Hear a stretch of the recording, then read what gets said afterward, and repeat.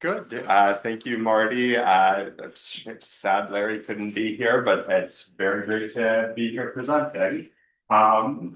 So right now, at least, the US is the world's dominant currency, with the US Treasury as the world's savings.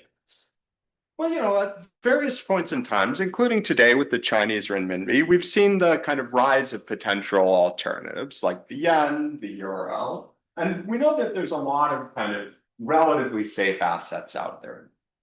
So we want to think about how countries actually compete to build their credibility as safe asset providers. We also want to have a way to think about where countries are at various stages. How far away is a country from being a potential contender with the US in the reputation space? And so we want to use a model as a lens into how do we measure the reputation status of different candidates. And so what I'm going to do today is lay out a model where we're going to have countries issuing debt on international markets and issuing it to a common pool of investors. And that's going to create competition among them because their demand curves for debt will be interconnected with each other. Within this framework, there's going to be opportunistic governments when faced with a costly capital flight will be tempted to impose capital controls to manage that flight. But that's going to kind of impair the safe status of their asset because it's going to make it hard for investors to get their money. And so these governments will have to trade off building reputation as a safe asset provider against wanting to impose the measure to contain the capital flight. What I'm going to show you is the key mechanism operating within this paper is going to be the interaction between competition and reputation building incentives. In particular, greater competition is actually going to erode the benefits from reputation building. The intuition here being, as there's more plausible safe asset providers or there's more competition in the world, the rents available from actually building yourself up and becoming a safe asset provider are going to be eroded. That's going to reduce the benefits of actually establishing yourself as a high reputation country and lead more countries to be willing to stick themselves at low reputation rents. That is to prefer the benefits of managing the capital flight over the benefits of reputation building. This is going to shed light on some strategies that incumbent issuers, such as the US, might be able to pursue to deter the rise of alternatives. For example, the US might want to increase its issuance of safe assets in order to deter potential contenders from actually building themselves up. This is essentially sacrificing your static rents by reducing yourself away from that optimal static markup in order to preserve your dynamic rents by deterring other countries from building themselves up and becoming better competitors with you. I'm also going to show that this model, which is going to feature heterogeneous investors, is going to spit out a model implied statistic that we can use to rank countries' reputations in the data.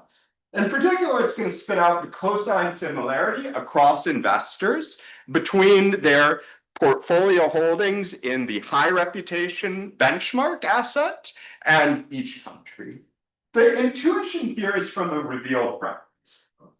Suppose that we see investors who like holding safe assets also holding the Chinese renminbi. Then from a revealed preference perspective, we might think that Chinese renminbi is a high reputation. On the other hand, if we see investors who really like holding risky assets, holding the renminbi, we might infer it's a low reputation asset.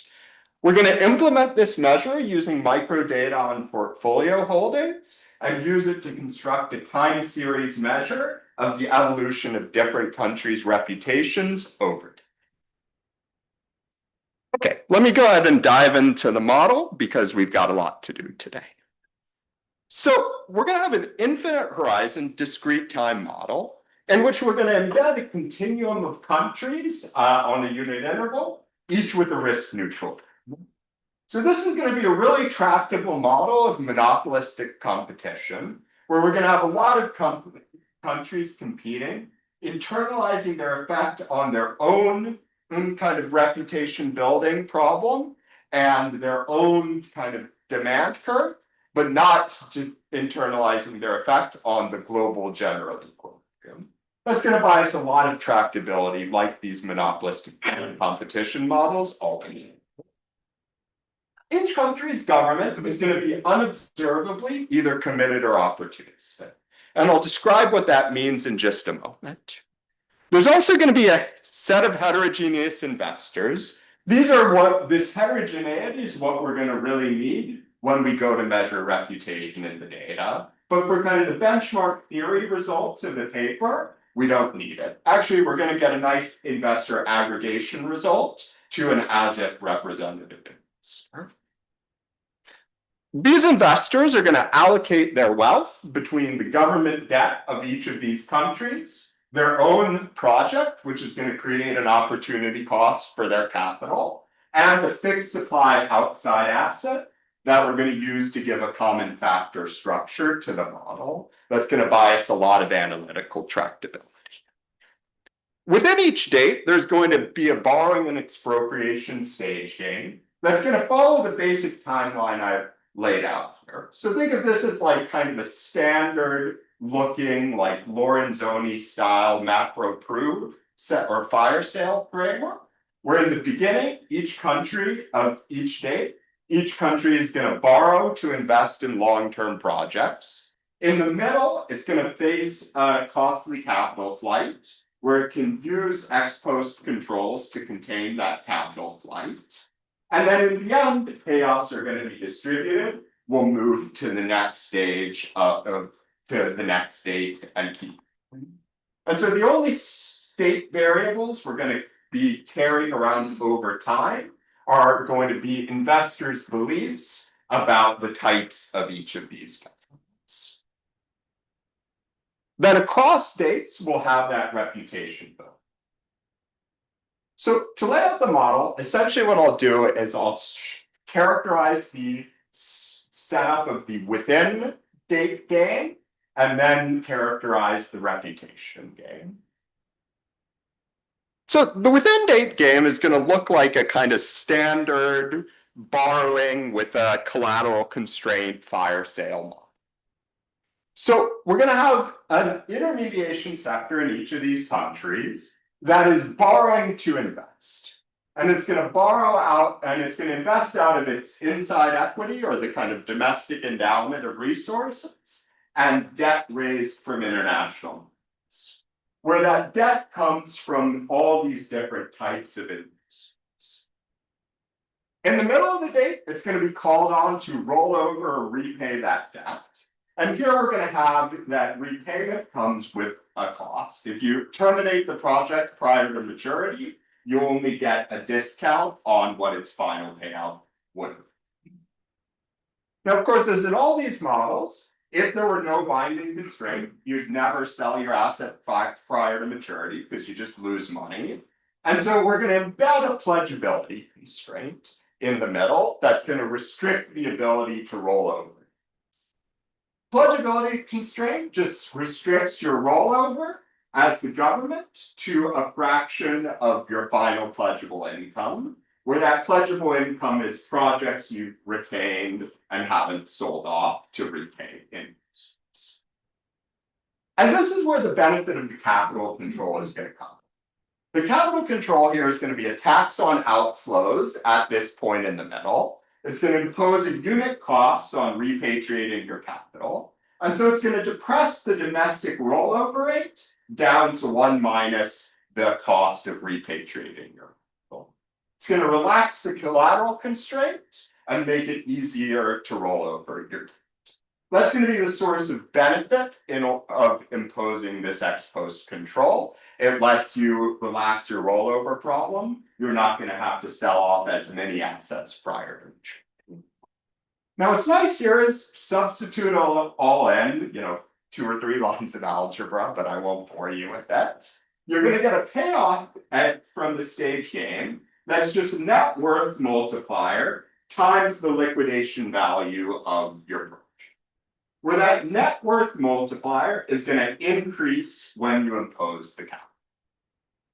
And this form of payout is going to be really nice for us when we take it into the reputation building game. Okay, so now let's define so that's the government's payoff in the stage game. Now let's define the investors. Yeah, of course. What is it doing? It's allowing you to do what? Pledge more?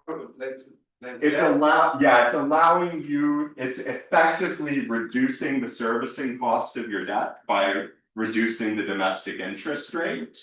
That is increasing the amount you can pledge. Okay, that's how it's going to show up in the budget constraint in the intermediate period because. Exactly. So it shows up in both the budget constraint through the interest rate. But then what we've got here, right, is you can only pledge a fraction of your income. If you depress the interest rate that you're doing for rollover, you can effectively raise more debt against a constant amount of income.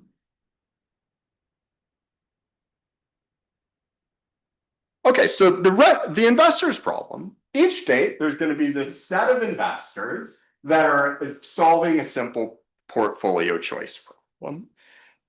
For each government stat, they care about their expected return, where their expected return on investing in a country J is going to be the promised yield in the beginning times the expected payoff based on whether or not the capital control is imposed. So if it's not imposed, which will denote big M, the probability it's not imposed, then you get your money out well in there. If it's imposed, then you get locked in. You either have to roll over at the kind of the lower rate, or you withdraw your money and you lose money on paying the capital. That describes the expected returns. And here's where we're going to embed the monopolistic competition.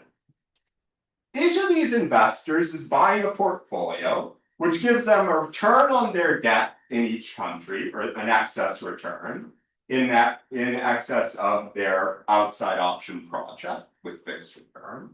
And they can buy the fixed supply outside asset, also with a return that's going to be endogenously determined.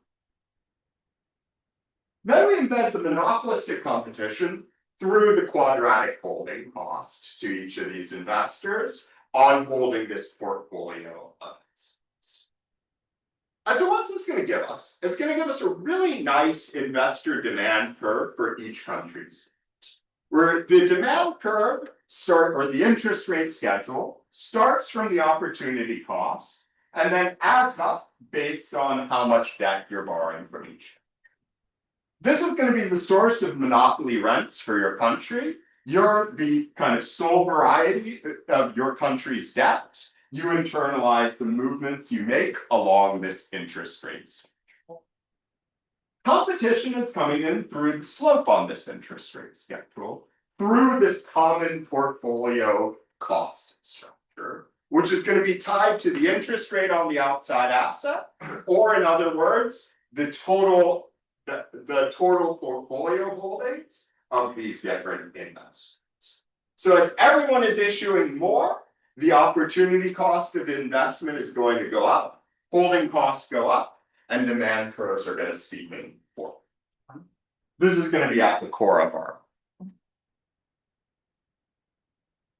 Okay, so we'll solve this out like usual in kind of a lot of these reputation games by starting by describing the strategies of the committed government, which is going to follow an exogenous role, and then characterizing the more interesting strategies of the opportunistic government, which is strategically trading off its reputation building against the benefits of managing the capital. So our committed government is going to be a robot. Essentially, what our robot is doing is following a debt policy. And we're going to assume that debt policy rule is going to be the one that myopically maximizes its stage game pain. Taking as given that aggregate price or slope of the demand curve and its reputation. So that myopic problem is just max your debt issuance, your payoff where you're not going to impose the control in the middle, you're the committed government. Internalizing the effect of movements along your interest rates. So what's the usual solution here? This is a linear quadratic problem. It's going to yield the usual linear quadratic solution. You'll implement an interest rate common across investors that's halfway between the first unit cost of borrowing and the kind of return to the project, where that first unit cost is going to be declining as your reputation improves. So your borrowing gets cheaper as reputation gets better. And your debt issuance will be a function of who you're borrowing from and will be moving up in your reputation, both from the direct benefit of your interest rate terms improve and from an additional benefit we're embedding through holding costs for different investors. We're going to use these holding costs as a way to characterize investor heterogeneity in our data, or when we take this to the data. So we'll think of some investors like high reputation assets. These are like safe asset investors. Some investors like low reputation assets. These are like risky emerging investors. Okay, so our committed government's simple because they're essentially characterizing a debt policy. Now let's focus on the more interesting characterization, which is our opportunistic government. So I'll start with their payoffs and what their kind of possible strategies are. I'll have to complete the stage game market clearing for this model and then embed it into the dynamic reputation building. So, oh, I'm sorry. Yeah, so I'm not from this literature. Could you explain me a little bit?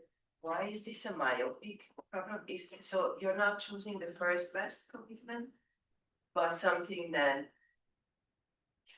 is below it, it's okay, or Yeah, so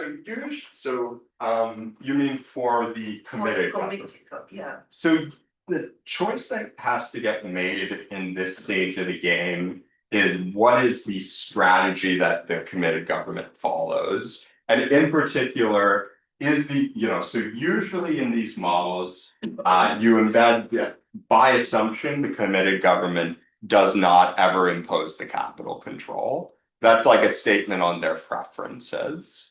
Then the choice you have to make is one part of the literature solve this essentially assuming the committed type is fully a robot that follows an exogenous debt policy rule. And what we've done here is imposed what we think of as a natural exogenous debt policy rule, which is just myopically maximizing the stage length off. There's a more complicated and interesting strand of the literature that thinks about the strategy of the committed government that internalizes the effect of its decision on the strategy of the opportunistic government of its own type.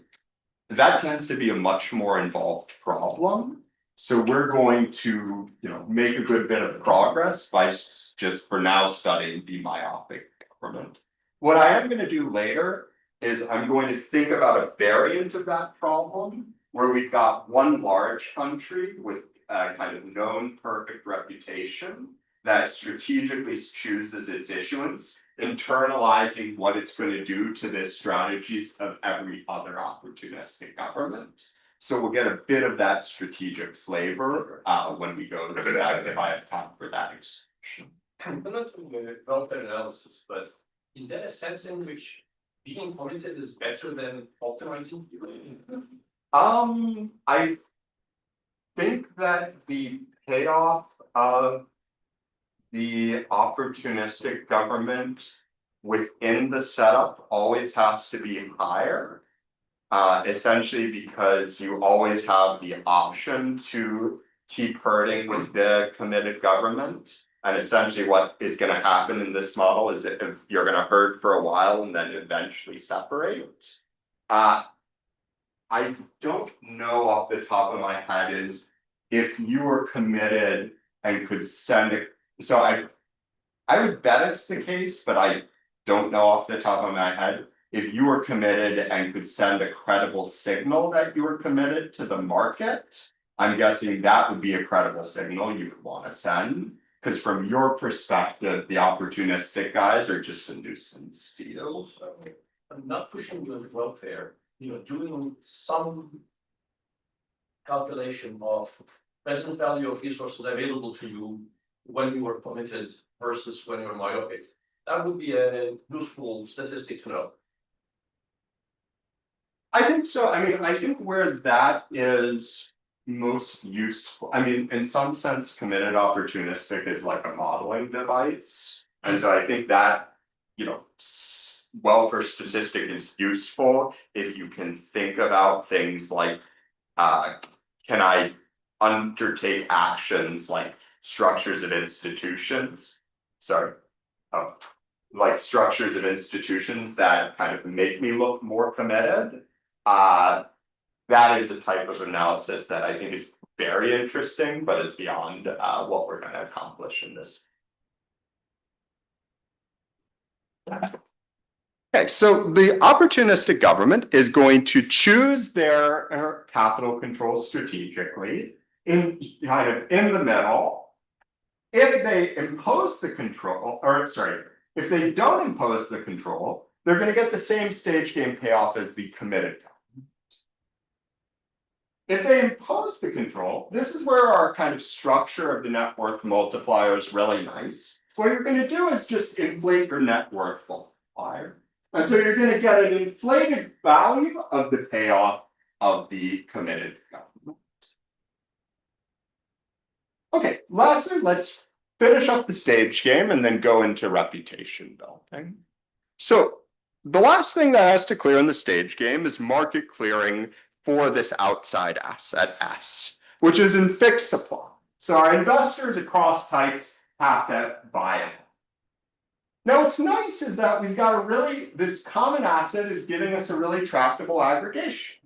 We know that each of the slope of the demand curve is related to the interest rate on the outside asset, which is related to the portfolio holdings of that investor.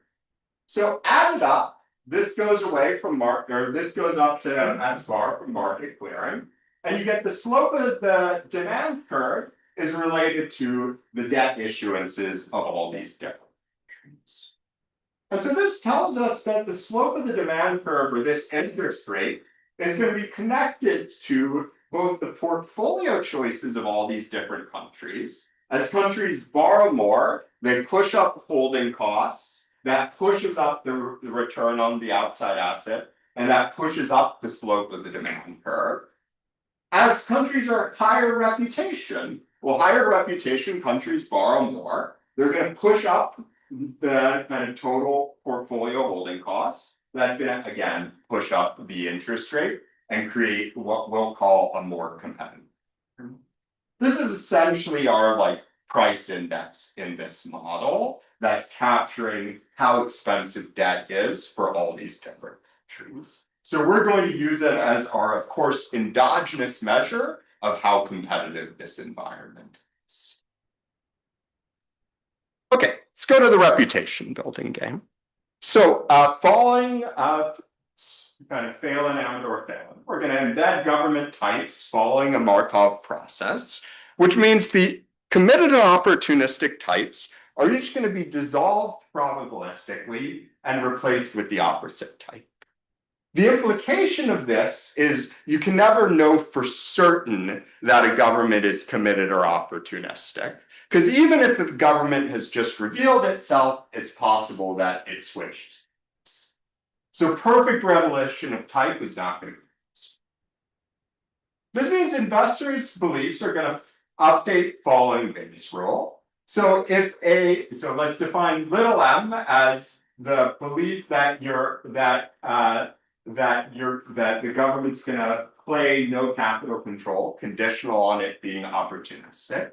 If the government imposes the capital control taps, well, you revert back to just the probability that it switched types. If you don't impose the taps, you heard with the committed government, you update based on Bayes' rule, based on how many other opportunistic governments are also pretending to be committed and not imposing the capital. So the strategic choice here of the opportunistic government at each date is just going to be its probability of not imposing the tax. We're here trading off the value of imposing and not imposing, which is really just a stage game versus dynamic. If you don't impose the tax, you herd with the committed government, you build reputation because investors think you might be committed, and so you boost your continuation. On the other hand, if you impose the tax, you boost your stage game payoff by managing capital flight, but lose reputation and lose continuation. Think about the tax, is it ex post tax, like the investor gets taxed only on his return, or is it an ex ante tax, like the Ex post. ex post? Ex post. So there's really two kind of implicit controls here. The one we're really focused on here is the ex post control. There's of course also the fact that the government is strategically choosing how much its country issues. That means it's also got something like an ex ante tax constraining how much it's borrowing ex ante. We're thinking of this as kind of the one that really matters for reputation because this happens after the contract's already been signed. Okay, so the tax does two things. First, it expropriates from foreigners, and second, it relaxes the constraints Exactly. of the entrepreneurs. Exactly. Okay, and so the strategy here, each opportunistic government is just going to choose its probability, potentially mixing between these two options. Pure strategy requires a weak preference for one of the two. Mixed strategy requires indifference between the two different options. What condition investors do not have to internalize this optimum probability? You mean the probability that they are expropriated?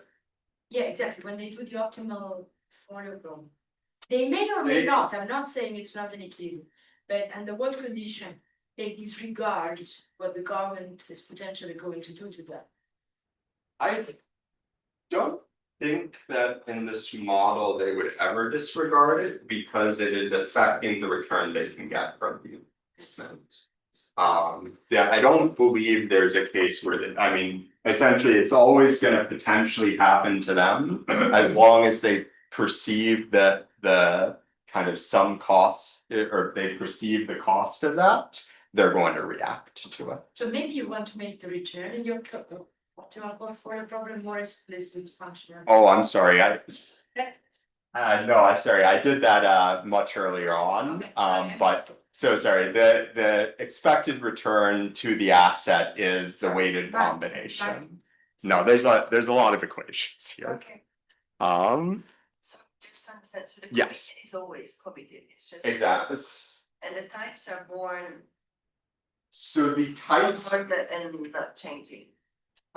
Sorry. The types are born, but then they switch types according to a Markov process. Okay. So each government can potentially switch type over time. So Yeah, sorry, this. yeah, so perfect segue in. So what that's going to mean is that, what's nice about this model is it is deterministic in aggregate, but of course there's idiosyncratic uncertainty for each specific country. And so what we're going to do is we're going to go out to a steady state where we've got a stationary distribution of types, and we've stuck at that stationary distribution for a while. And we're going to characterize a symmetric equilibrium within that state. Where the way we're going to intellectually do this is we're going to start by characterizing strategies for a given price index or slope, and then characterize the price index that's consistent with market. So for strategies, we're going to kind of build on a solution concept called a graduation step Markov equilibrium from Phelan 2006. Essentially what this is each country goes through a cycle of reputation levels. It starts at the lowest reputation level at a point in time, and then faces its choice.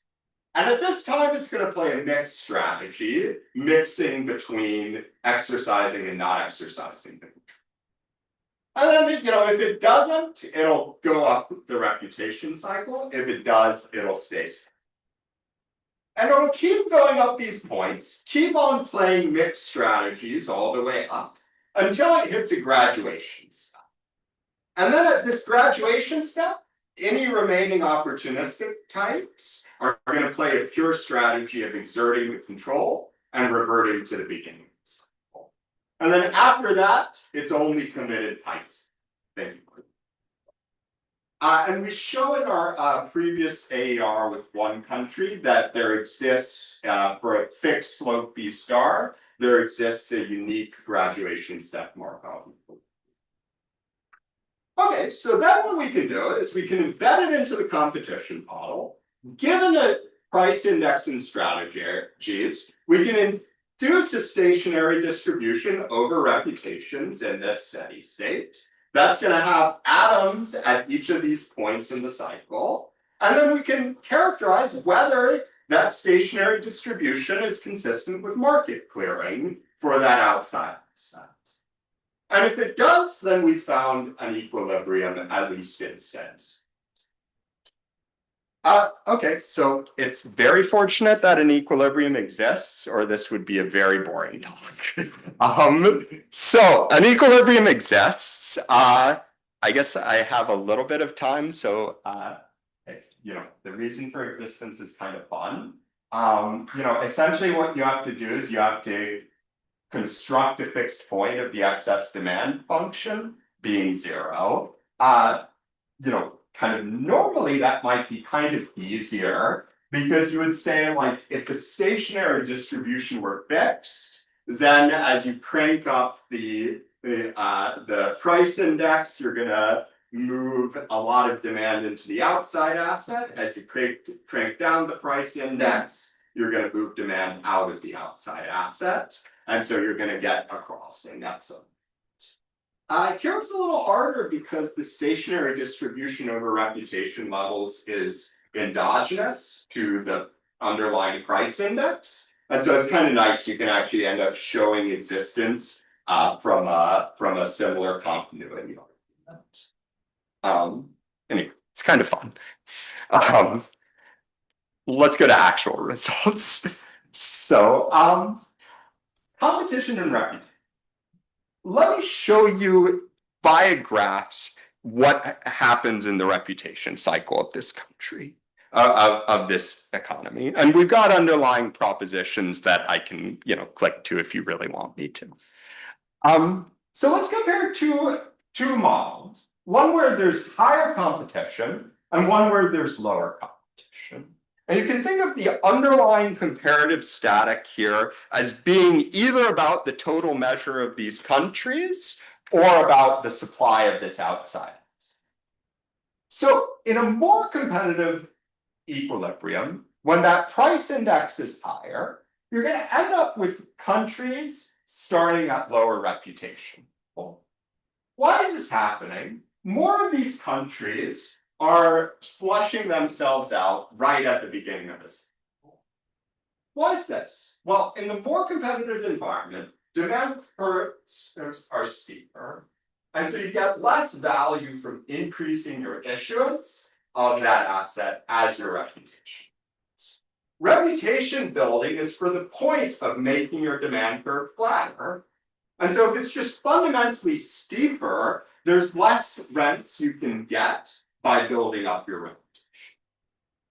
And that gets more types to flush themselves out, not only early in the cycle, but you can actually show the survival rate of opportunistic types at every step falls as the model becomes more. That pushes you to a faster graduation date, and so these types flush themselves out faster. You can actually see a bit of this coming from how reputation builds. Essentially, what you need in the space of indirect utility is you need a greater increase in indirect utility in order to sustain types being willing to continue mimicking because of that steeper. And that's going to push you up to kind of the maximum reputation faster and cause that faster graduation. In terms of the stationary distribution, this ends up resulting in a pileup of the stationary distribution at low reputation levels. A lot of these types are flushing themselves out quickly. That means you've got a lower reputation level at the lowest point in the stationary distribution, and you've got more mass concentrated up. So this is the idea that as you get a more competitive world, you start sticking countries at lower reputation levels. They just don't perceive the same benefit of trying to build themselves up to compete as citizens. One more kind of interesting information, and then I will start talking about measuring reputation. So suppose you had a large country that actually had a perfect reputation. That's going to make our lives easier because otherwise its reputation is going to be an aggregate state variable. And internalize the effect of its issuance on the strategies of all these opportunistic governments. What would that large country do? Well, I'm going to skip the details in the interest of time because I think I've got like 10 or 12 minutes. Less, 9. Okay, even better or worse, one way or the other. So, in this world, just hearkening back to that comparative static we just went through, what could the large issuer do? Well, it could start, let's model it as the supplier of that outside asset. What could it do? It start increasing the supply of that outside asset. That's going to increase the price index, steepen all these demand curves, and deter other countries from building themselves up. So of course, it's going to make you worse off statically because you're going kind of past your optimal monopolist issuance, but it's going to help you dynamically because you'll stick yourself at a more favorable stationary distribution with fewer competitors to try and take rents away. Okay, last, I guess now probably 8 minutes, let me talk about measuring reputation. So this is a difficult task. And the way we're going to kind of approach this difficult task in our setup is to take a revealed preference approach. Where it's back to that intuition I started.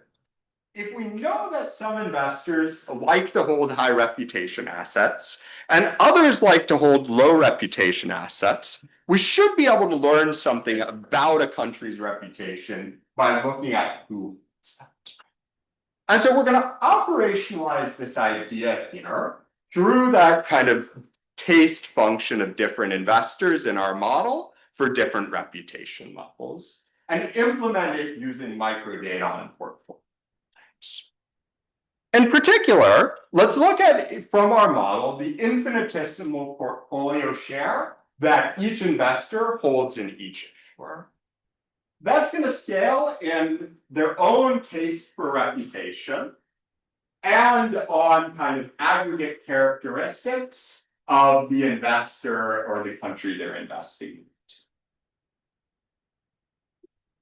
So let's make their wealth constant or kind of uncorrelated with their tastes across these countries.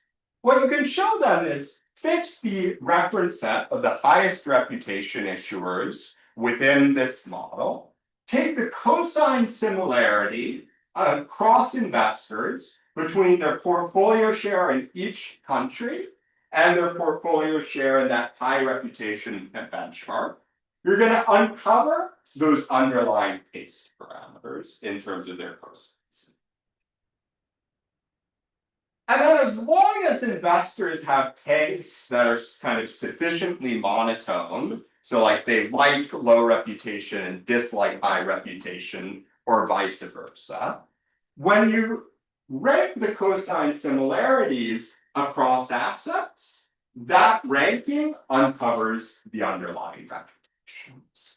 If you tend to hold an asset when you hold high reputation assets, that reveals that's a high reputation.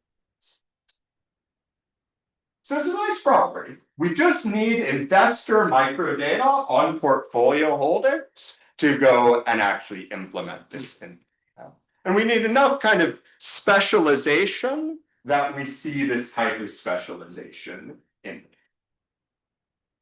And so to implement this, we are going to go and use microdata from Morningstar on security level holdings data from mutual funds and ETFs. We're going to take this to kind of look at local currency debt, and for each of our investors, measure their portfolio share in each currency out of their foreign currency portion of their portfolio. And then we can take this and we can implement empirically the cosine similarity measure. So before we do that, kind of the key assumption underlying our approach is that there's some investor specialization. And it's kind of nice to see, like, here's one example of it, that there is some specialization. Like, these are two different PIMCO funds. One is an emerging market focused fund, tends to hold a bunch of emerging markets like Brazil, China, South Africa, Russia, tends to hold none in developed markets like the Euro, Japan, and Great. And then on the flip side, different PIMCO global strategy bond fund, concentrated in developed markets and has very little, with some exceptions like China, holdings in more emerging markets. So when we go and actually implement our measure, get some interesting things. So first, let's look at it. Here's two snapshots, one in 2011, 2012, and one in 2023, 2020. First thing you can see, so we're going to use our benchmark here as a basket of DM currencies. The reason we're doing that is so we can also rank the US. We have an alternative that I won't click, where we also do it with the US as the highest.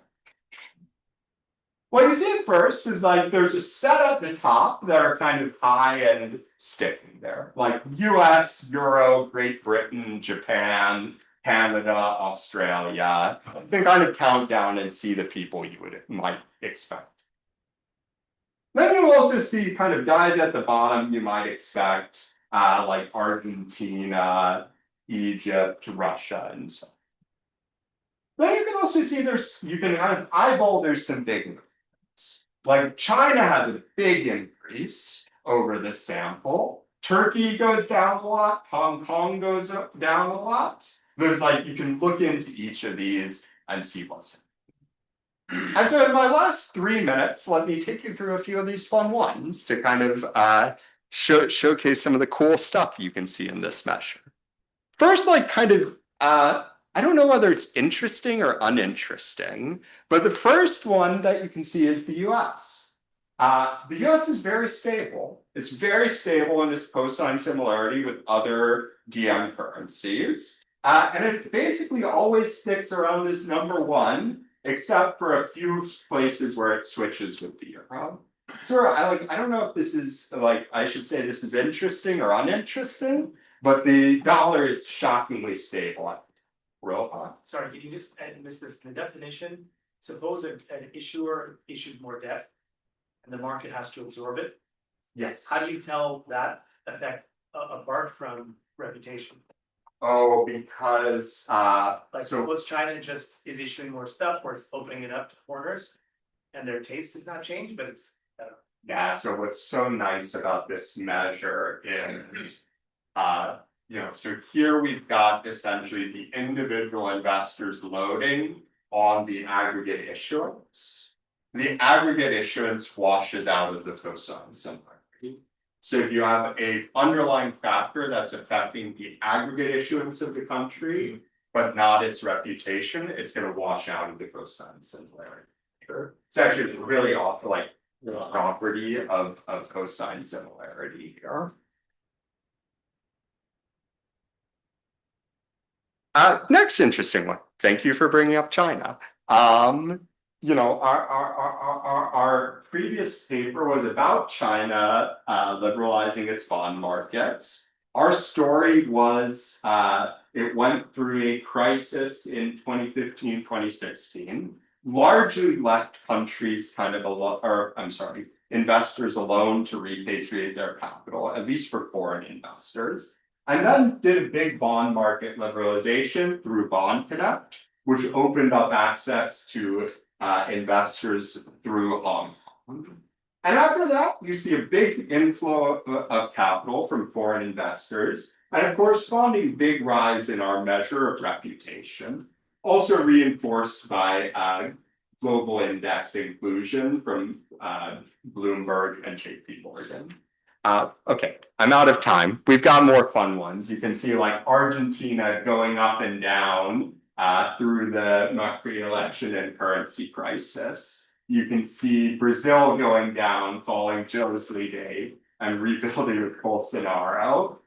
You can see Turkey gradually eroding as Erdogan cements control. And so, yeah, we've given a model to think about how countries compete to build reputation, where we've highlighted this interconnection between the competitive environment and reputation incentives, and given a model-derived estimate of and time series measure of countries' reputation ranks over time. So thank you all very much.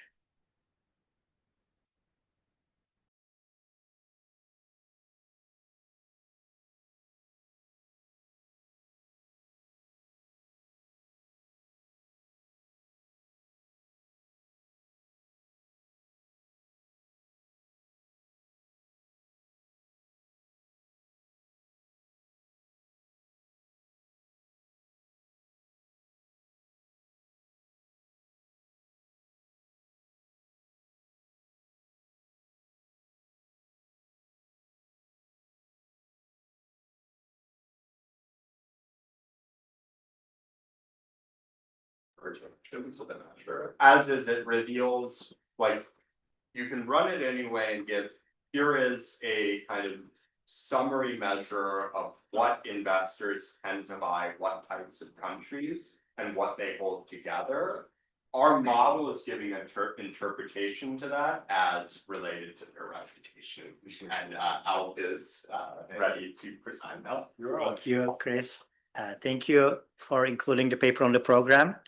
And this is joint with Ricardo Caballero. And this paper is motivated by the observation that monetary policy transmits to the real economy through financial markets. And the Fed changes the short-term policy interest rate. That itself doesn't affect a real economy very much because very few decisions depend directly on the short-term rate, but that has a big effect on markets. Long-term rates change. Stock market reacts to that, exchange rate reacts to that, house prices might react to that. And that itself has a big effect on the economy. So it's increasingly recognized that the markets are the gateway through which monetary policy reaches the economy. But of course, markets are also influenced by many other forces beyond monetary policy. So this creates a measurement problem. How do we know at any point in time whether the markets are stimulating or slowing the economy? And these financial conditions indices are the answer, provide one answer to this question, constructed within central banks as well as in financial institutions. So they consider different financial variables and try to aggregate them according to their impact on aggregate demand and economic activity. Here I'm showing you one particular index, the FCIG index, constructed by researchers at the Fed board, and that actually uses the Fed's internal models, in particular the FRB US model, to do this aggregation, and it considers the 7 variables that you see here. And the convention of these indices are that negative means pressing the gas, stimulating interest rate central convention, positive means tightening.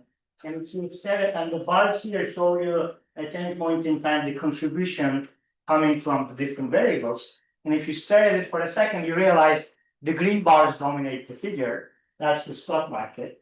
And in fact, if you look at the general shape of the movements of the index, you see it kind of tracks what's happening in general in the stock market. Like in late 90s, the index is loose. That's the NASDAQ boom, according to the Fed's models, was contributing to the growth at the time.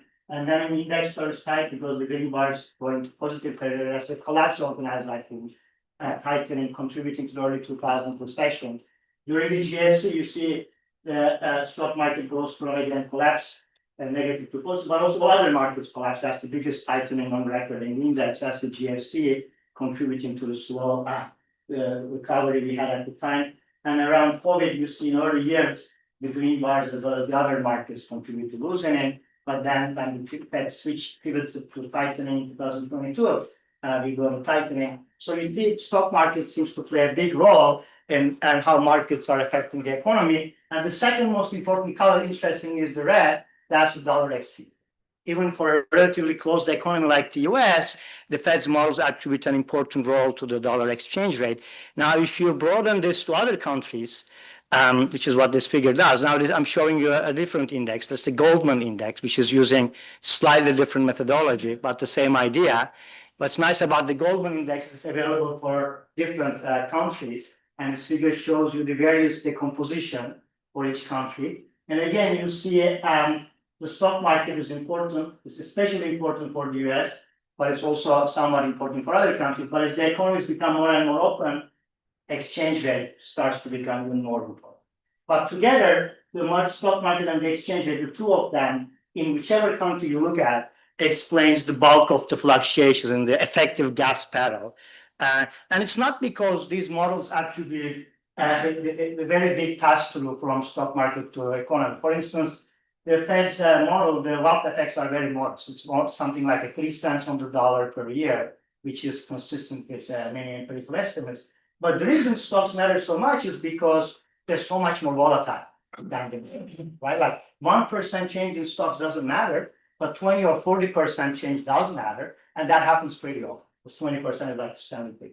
So same with the exchange rate. There's some decent pass-through, but it's just very volatile. That's why it contributes to the fluctuation in the index quite a bit. Yes, There's this concept of contributions. I mean, these are not orthogonal.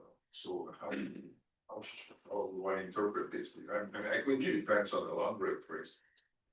right. So you can see the figure. So obviously there's some common movements here and everything, but it's just like you can still decompose. You can still do a various decomposition, incorporating the correlations as well. So I don't want to you can see here the point is made more clear beyond various decomposition. The point is that because the stock market moves around a lot more for reasons unrelated to those markets, even if you account for correlation, it's going to explain more of the movements in the index. Okay, so now, yes, Mark. One thing about the volatility, I would have imagined that the more volatile, the less responsive is marginal propensity to consume. So it's got to be some kind of a U-shaped thing, right? You mean if you endogenize the people's I'm just response? saying, yeah, I mean, because you need to have you say contribution aggregate demand, that must be stated Right. by the NPC. So that's a very good question. I think you're hinting at following thing. Well, maybe if these markets are too noisy, which is what I'm getting at, and we know that these stock and exchange rate and stock markets tend to be excessively volatile. Financial literature agrees on that. We disagree on the reasons, but there's consensus that they move beyond expected cash flows.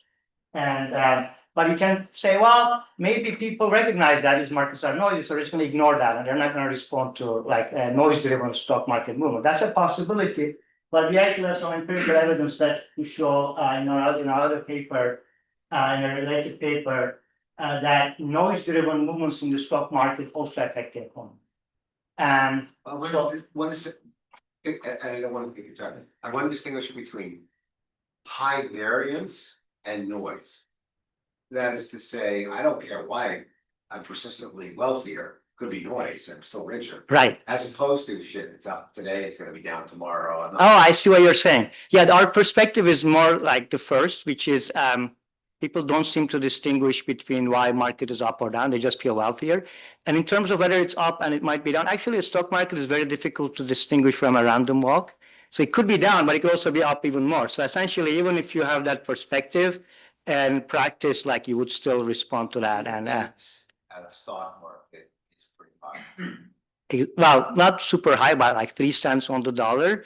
And combined with the large fluctuations in the stock market, you generate. That's the point that I was trying to communicate. Okay, but these are helpful clarifications. But basically, there are many reasons why markets are volatile. But we want to focus on one particular reason. which is noise and limits to harvest. This idea that flows also matter. If a subset of agents buy or sell for different reasons, like it could be liquidity or it could be maybe their sentiment, there's going to be smart money trading against that, but you're going to face limits to arbitrage. So that alone will generate some volatility. And this also seems to be a sizable contributor to volatility. These ideas have been recognized in finance for a long time. Recently, Gabe's and Origin tried to quantify it for the stock market, and they find that plausibly exogenous demand, exogenous fundamental demand for stocks moves the stock market up. And similar, it's also well known that flows matter for the exchange rate. So we actually take this, what I was showing you earlier, take the Gabe's and Origin noise measure and feed it into a VAR system that includes the SCI as well as macro variables. And we find that actually that noise-driven stock market movement also matters for the macroeconomy. Let's say a group of agents get excited about the stock market goes up, and arbitrators don't push back against that because it's very risky. And that loses the FCI. That's natural because stock market directly enters the FCI, but also increases the output gap. And so that has a short-lived impact on inflation. We think this might be a data artifact, but the interest rate responds to that, but only partially and with some delay. So it looks like an aggregate demand shock that remains imperfectly stabilized by monetary policy. Why? Partly because monetary policy is gradual, doesn't change the policy rate very quickly, so you end up getting some damage to the economy. This is inflationary, but the reverse of it would be recessionary. So basically, you get some output gap fluctuations. The question is, if you recognize that, you start with the premise that noise drives financial markets, and to whom financial markets transmitting to the economy, how should monetary policy respond to that? And there is one answer to this, developed by Bernanke, Geithner, among others in the early 2000s, which says that, well, of course, markets matter for the economy and they might be noisy, but you just view it as like one of the drivers of aggregate demand, and then you do demand management as usual. We don't do special treatment to asset prices. And I believe that's like the consensus among central bankers right now as well. But in an earlier paper, we show actually Bernanke, Geithner are quite right, but it makes sense to go, at least they recognize the transmission to the economy, but it makes sense to go one step further and make these financial variables explicit policy target.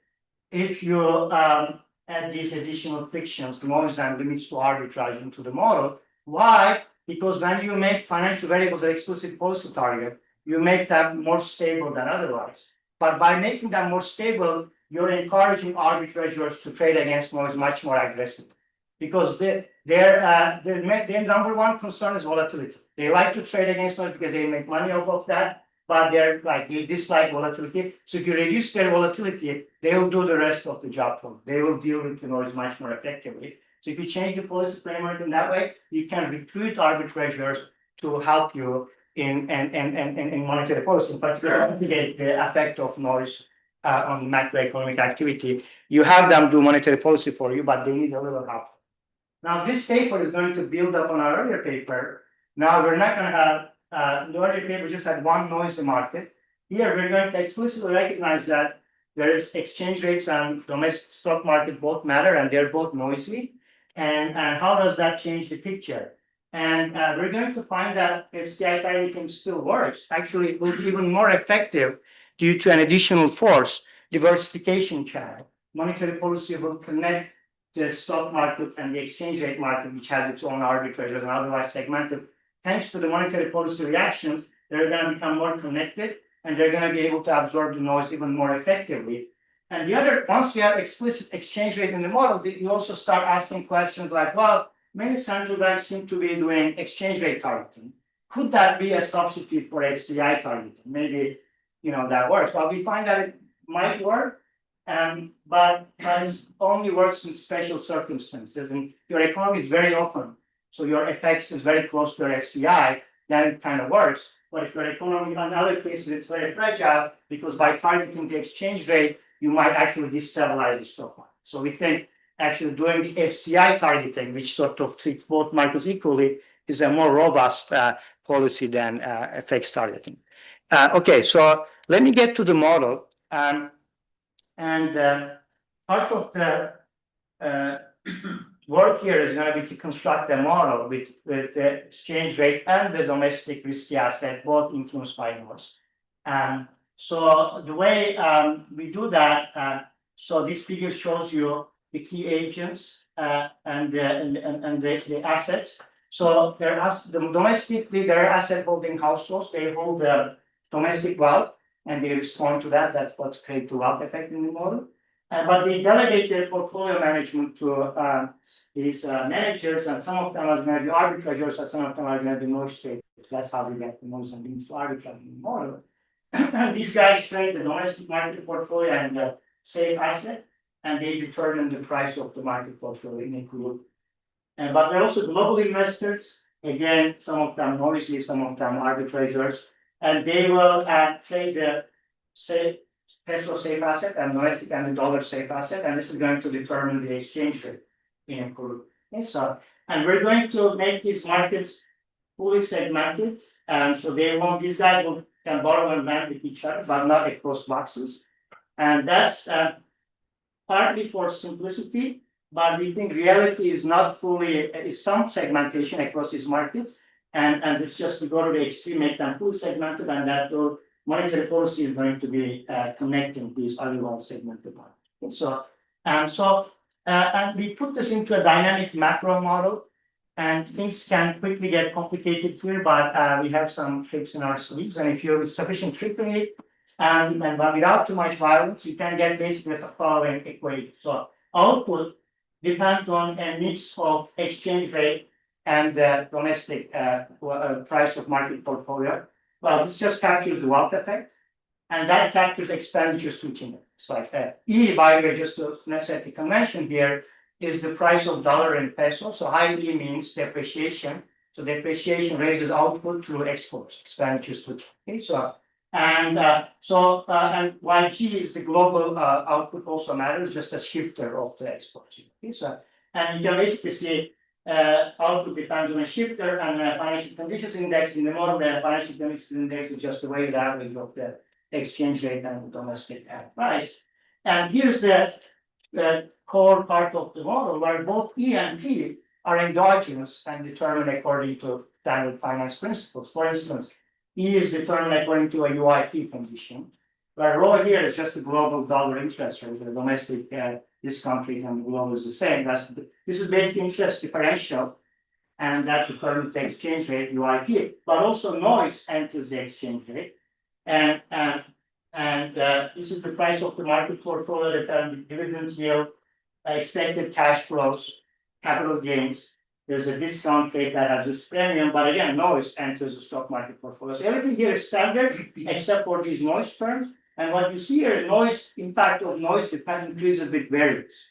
That's also why does it increase with variance? Because arbitrageurs are mean variance investors. They do trade against noise, but when the market is more volatile, they require more price concession too.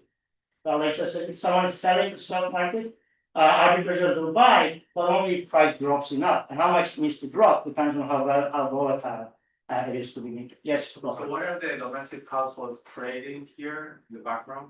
Domestic households are delegated to domestic portfolio managers, and they're trading. These guys are trading between the market portfolio and the safe asset. In equilibrium, they invest everything back here, but the P adjusts to convince them. So they don't do dollar and peso assets? Yeah, the globalists do that. Exactly, the global investors. So yeah, exactly. We segmented them. Domestic people don't. Well, they have if they have a current account surplus, they just invest in dollar assets, but they don't do optimization. Those two markets. Yeah. So then I just have two questions about the segmentation. The first is just to understand, suppose there was like a risk off shock in the currency market. I guess in this model, it would still propagate to the stock market through the tightening of policy rates. Is that right? Yes, exactly right. So There's it no, would be like a noise track, but more involved. It would be like changing. Yeah. The other terms. It feels like one thing you could naturally extend the model to do, and I'm just wondering why, is there a reason you haven't done it, is to have an integrated arbitrage and have a common guide pricing both the exchange rate and the stock market, because I think, I'm curious why you think that's not a good description of the world, but it seems like that, in that model, you're probably gonna have some covariances in that, the covariances of exchange rates with stock markets And there's empirical content and how that varies across countries, so you might be able to say something about how you wanna do policy in countries where the stock market has a very high beta with respect to the exchange rate, or when it's close to zero, and I'm sure there's variation. I think that's it, those are all, I think, potentially important expansion we should consider in the future. You know, we think this is more like a starting, but these models get complicated very quickly, so we wanna kind of keep it sort of relatively stylized, and our goal is qualitative insight, but I think, you know, our hope is that then, you know, we can build this further to do other things. But for now, like, the conceptual important is that there's some segmentation, you don't need like full and when there's full segmentation, my instinct is also it will become a bit like our first paper, because essentially FCI itself becomes tradable, and you know, then it's sort of, but the intermediate cases might be interesting, they're a little harder to model, absolutely. Yes, yes. Comment on the UIP, I mean, it's odd. So the question is, are those terms of risk adjustments, are they IID? Or they're not? So you mean this one?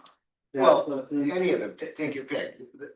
Oh, yeah, this is IID, yeah, most shops are IID, and And the RFP, FT, that's a policy rate, that's gonna be our focus, the monetary policy will set that, and explain that. I haven't said anything about this yet, but this is what the central bank is doing, so. should we worry about that to the extent RFP is too important, it's gonna break the random walk? You know, which we know is in this, so what do you think about that? Right, I'll show you, I think once we solve the model, maybe we can, Okay. because this is so far just I'm showing you the one equation system in the model. Right. But I'm what we combine with monetary policy, I'm actually gonna solve for these stats. So it'll be really in terms of interesting, shocks. because it's gonna have sharp predictions, predictability of exchange rate. That's a good point, yes, I think we are going to get exchange rate following, it's gonna be unpredictable here. Because if it was predictable, then the globalists would, but there's some arbitrage happening here, that's gonna be, it's not gonna be fully unpredictable wait. because of like, there's gonna be some predictable effect, I take it back, because noise is pushing up the exchange rate.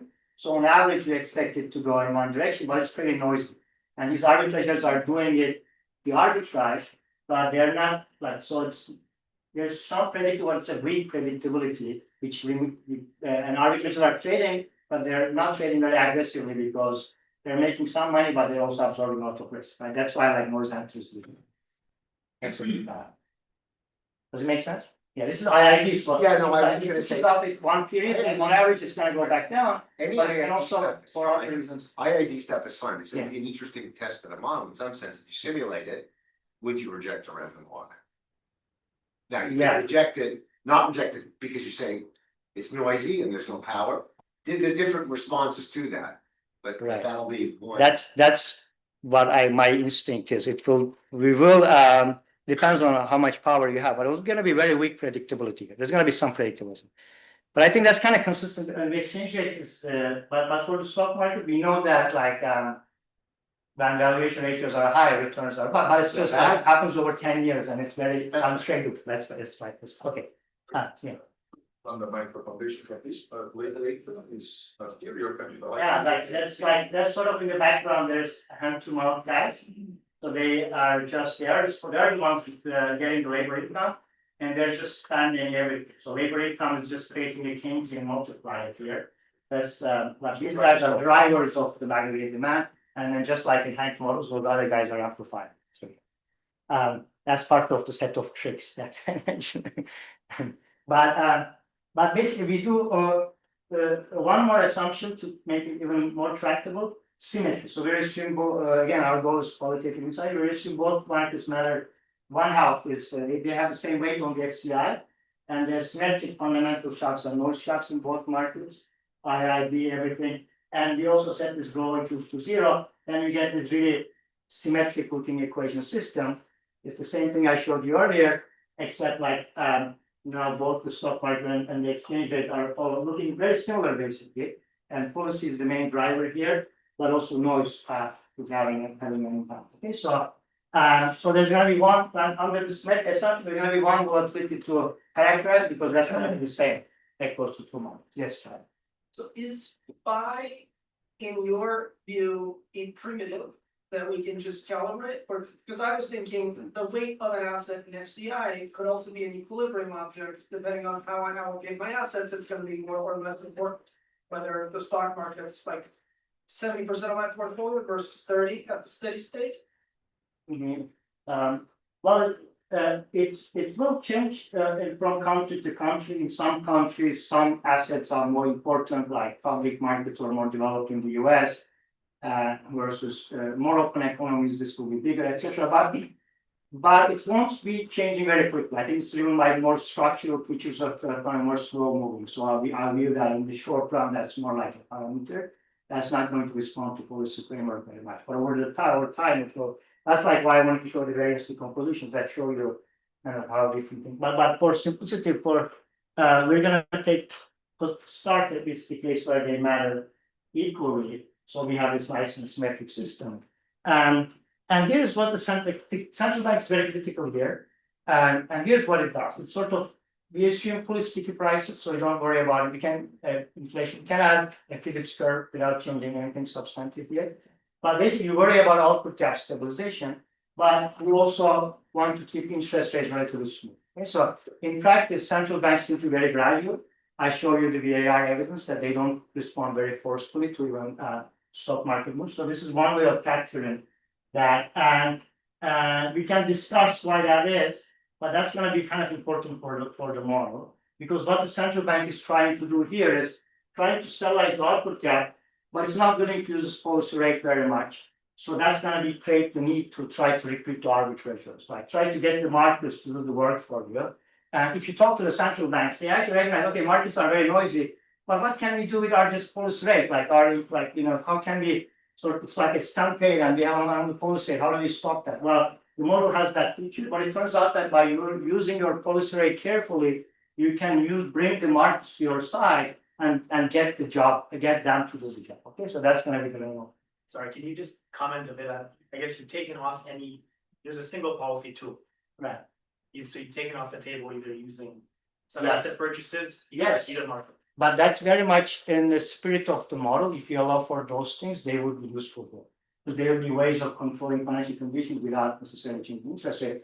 We're not going to go there because you want to, and that creates other trade-offs than, sort of start mixing with fiscal policy, etc. But you want to stay even in the, if your only tool is the interest rate, by just changing the way you use it, turns out you can improve things. But just to say, in the context of this model, there would not be any losses from, for instance, using FXI to stabilize noise in the FX market, and let's say using interest rates to deal with that. We haven't done that model, but I think that would work really well in this frame. We should work on that. Good idea.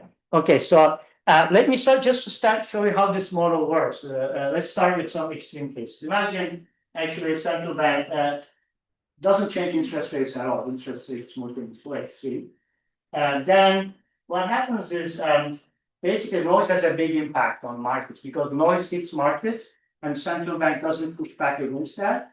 So it ends up affecting E and P, and through E and P, it's affecting output as well. Noise in both markets immediately pass through to output because central bank doesn't push back against them.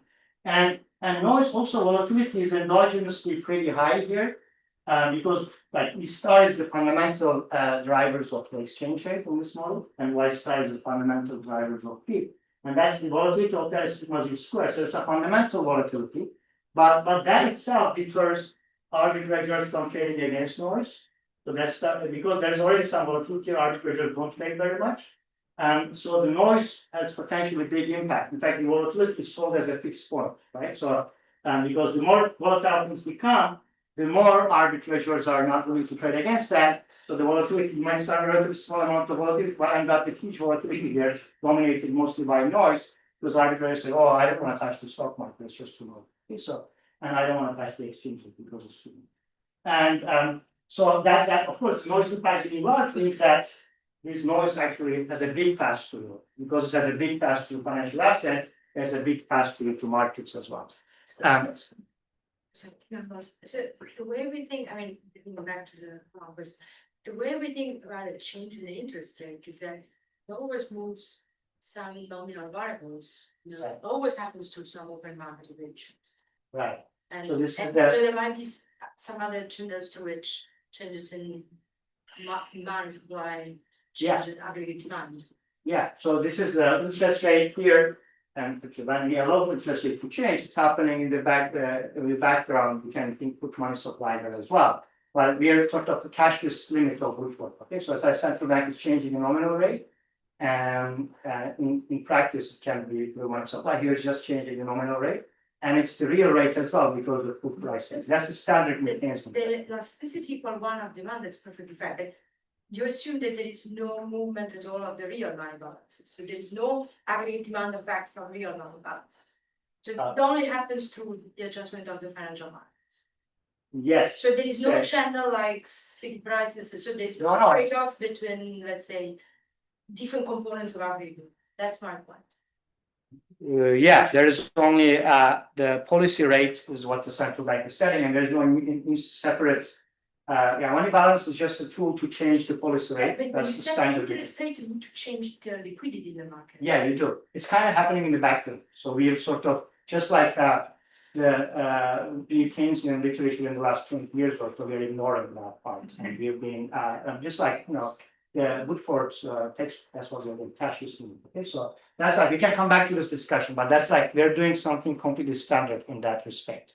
That's not what the new things do. Or Galli's, but Jordy's do. So okay, so but imagine now you allow the central bank to push back fully against these noise movements. What the central bank is doing now, this noise, instead of affecting the output, the average noise, is now affecting the interest rate. Central bank is fully offsetting that, and that keeps our. This is like basically like an RBC type situation in the sense subject to the segmentation frictions. And what is the central bank doing in that world? Actually, you see, there's something interesting. It's pushing noise across markets. This creates some contagion, right? So, like I say, if there's depreciation of the exchange rate, central bank responds to that by raising interest rate. It doesn't fully offset that because exchange rate is only part of financial things, partially offsets that. But by doing that, you're reducing the domestic stock market. You're kind of moving the noise shock in the exchange rate to the domestic stock market. But you're also doing vice versa. If there's a boom in the domestic market, you're also raising a little bit your interest, pushing back against that, and you're moving that to the exchange rate. Right? So the shocks, the noise shocks get transferred across market. So you might say, well, that's bad, it's contagious, but also there is dampening, right? There's a direct dampening effect. And on average, both markets benefit from this because noise basically gets diversified across markets. Like one way of thinking about that is that before the central bank did anything, in each market, arbitrageurs were hit by noise and they were trying to do it on their own.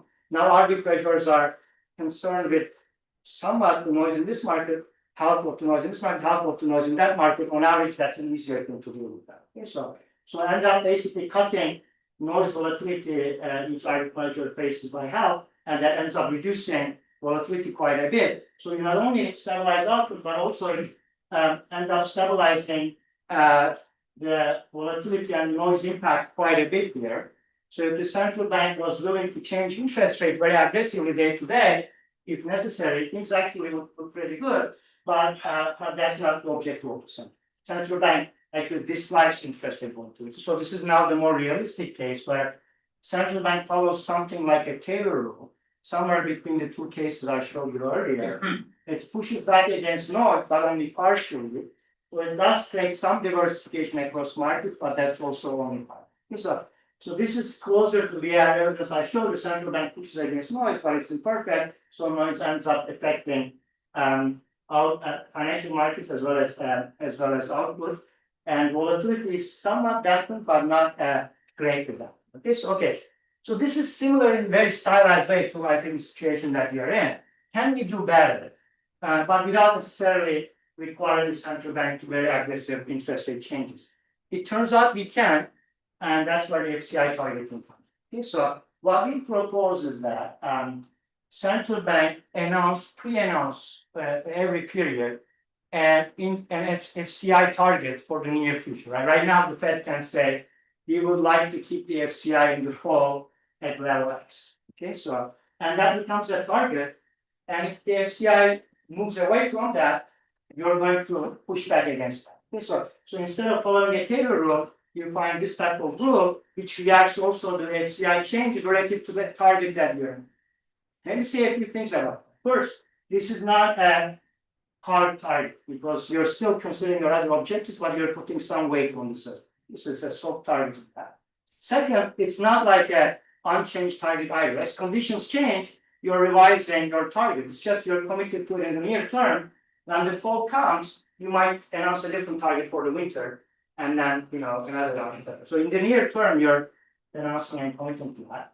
And the third thing, you might worry about, are we making the central bank a hedge fund? They need to take a position on where the stock market needs to be. Well, not really, because actually, if you calculate the FCI target here, it's only determined by macroeconomic objective. Because if you think about where the FCI target comes from, it's like there's an IS curve that has some intersect and the FCI, and you're saying it's the potential output and inverting that. So FCI target just depends on like potential output and a demand shifter, IS shifter. Okay, so that might sound like a theoretical abstract argument, but actually in a companion paper, we calculate this, we estimate this target for the US using the FCIG index that I showed you, and we verify that it just depends, it doesn't correlate with market movements, it actually correlates with macroeconomic by demand. When you set the target loose, when the economy is in a recession, then you need to press the gas pedal is when it goes down, when there is inflationary pressure, it goes up. So it's actually very much doable in practice. So, okay.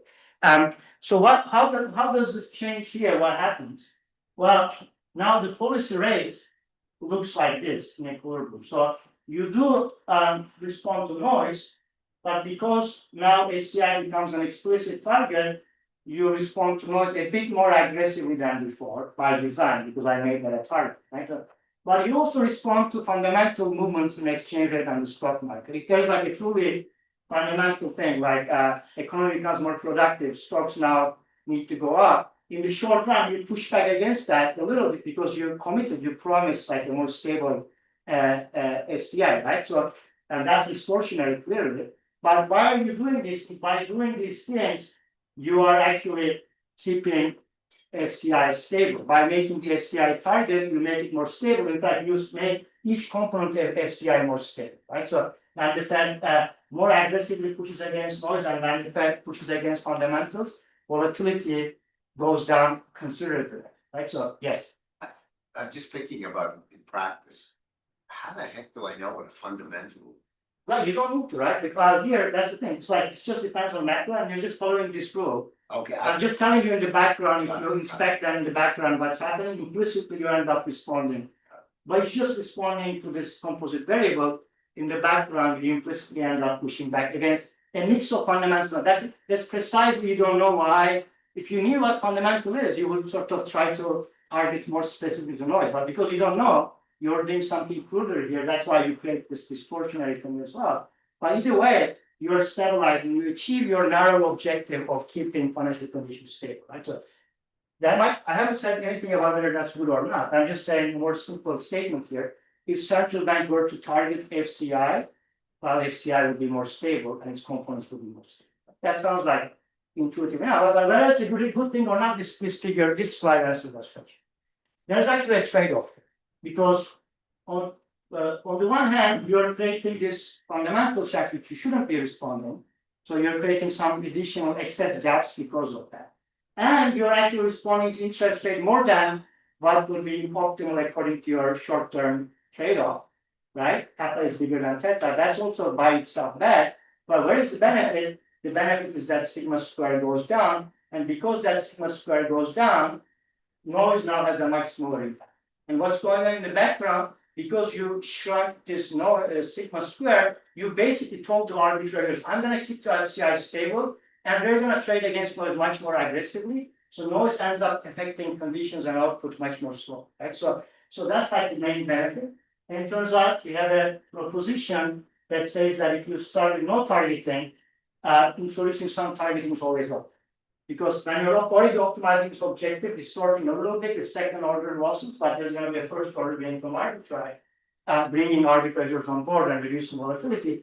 And conceptually, what's going on here, you might be wondering, why do we get a welfare benefit? Well, there is a time consistency problem that we deal by introducing this term.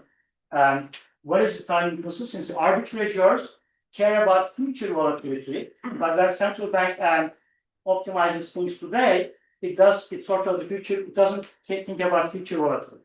So when you commit to stabilizing future volatility more than what you would like to do in the future, that helps your current benefit, that is the current benefits by bringing arbitrary goods on board, right? So that's like the conceptual where the welfare benefits come from, while making is an explicit target. So, and this figure illustrates you what happens more positively and more negatively. By introducing a little bit pre-announced FCI targeting, you lower variance in both markets, both through fundamentals, but more importantly through noise, because arbitrators are doing the work for you, and you're reducing losses that are like you don't care about financial market volatility, you just care about the original losses, and you end up improving on those margins. And the benefits come primarily through the noise reduction. You basically stabilize, you mitigate the impact of noise on the economy because you're bringing arbitrary goods. Okay, so now the question, the follow-up question you can ask in this paper as well is, could FX targeting approximates? Because FX targeting is maybe easier to implement. There's disagreement on what the right FCI is, but everyone, sort of FX is directly measured, and actually some central banks already do that, especially the more open economies that are emerging market central banks already do that. So could we approximate benefits of FCI targeting just by adding an exchange rate targeting objective constructed similarly? So you announce an exchange rate for the near future, and you push back against deviation from that, again using interest rate. Rohan, your question, if you use sterilized FX interventions, they might also be very effective here, but the question is, can you do it with the interest rate alone? Well, it turns out that it might work in some extreme cases, like if the economy is very open, so essentially FX approximates the FCI, or the FX market is very noisy and domestic market relatively stable. Those are the cases where this might work, but it's fragile because what's the problem? When you exclusively focus on the FX market, you actually destabilize the other, right? Because now like the other market gets all the contagion effects, it doesn't get any of the benefit, right? If there's any movement in the noise in the exchange rate, stock market will suffer from that, and there will be no compensating benefit to the stock market. So stock market will become more volatile. If the stock market is irrelevant or is very small, it will work fine. But if it's equally important, it doesn't work very well. Okay, so here, like, it's sort of we analyze in the paper explicitly the case where you have one. I just wanted to understand that the exchange rate target is that just like a special case of the FCI with a weight of 1 on the exchange rate and 0 on the stock? It looks the same. Exchange rate target. I'm just saying, like is it just like a special case of the FCI with a weight of 1 on the exchange rate and 0 on the stock? Yeah, but the true FCI is different. So the policy is Like it's not like Five saying still there, there, but the you policy- probably have some results on like what's the optimal FCI, you mean what's the optimal target? what's the optimal weight to put on the stocks versus the versus equities, and it probably depends on primitives like openness and relative volatile shocks. That's a very good question. Actually, this is the what we are working on. Actually, Ricardo has sent an email. But you're absolutely right. So we sort of looked at the extreme cases of FCI targeting and exchange rate targeting. But and I think my instinct is when the markets are fully symmetric, FCI target is going to be the optimal thing to do here. But when the markets are asymmetric, like variances are different, etc., you may also want to nudge your target toward the more volatile market a bit. I would put it differently. What is the how should you construct the FCI if you're going to target?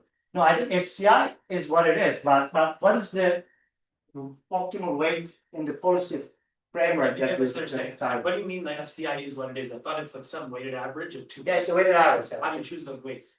Those weights are empirically and determined through the structural forces that I mentioned. It's like FCI is more about the transmission to the real economy. So my answer, maybe I misunderstood your question, but I'm saying that even if you take that phi as a primitive parameter of the economy that you cannot control, I think there's an interesting open problem here.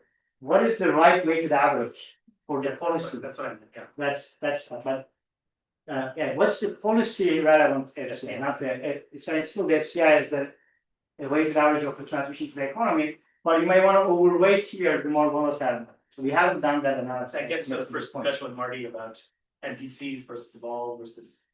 Right. It's not through the NPCs, but it's like you may want to. Some market is more noisy. we may want to push back against that noise because that market sort of needs more of the recruitment benefits than here. So, but we looked at this extreme case, yeah, we should look at that for sure. But in the so here's what happens when everything is still symmetric, but central bank just focuses on exchange rate target.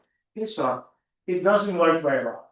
It works very well in terms of reducing the FX variance, right? If you make the exchange rate a target, you naturally make it more stable, both through the fundamentals and the noise. When volatility goes up, the volatility goes down. What's the problem? You make the stock market more volatile, especially in high doses, like you start because there's this contagion effects now, additional noise coming into the stock market from central bank responding to exchange rate movements. Stock market arbitrage become even more timid. Noise has a bigger impact, but also fundamentals generate more variance. The total variance goes up, right? So this is a bit like a Mendelian idea. If you use your policy dedicated to exchange rate targeting, you destabilize the limit, you sort of lose a little bit monetary autonomy, right? So here you lose a little bit to stabilize the stock market, you actually destabilize the stock market. And so the optimal exchange rate targeting in this symmetric scenario is actually non-zero. There is still some room because you're getting some benefits still from the tweaking here, but it's very small compared to what we have. Okay, so compared to so. So the exchange rate targets will have to be aligned somehow across countries, you're not doing with this, I guess, here, because this is just a small open economy. Right, it's a small open economy. If There are all countries, spillovers, something. We're two large countries, there will be spillovers from your exchange rate stabilizing policy to for the other countries. yeah, that's an interesting question. My intuition would be that should still, you get spill over to the other country, but then the other country will spill over to you. It might be a little bit like a contagion across our two markets, and on that we might stabilize things also in that.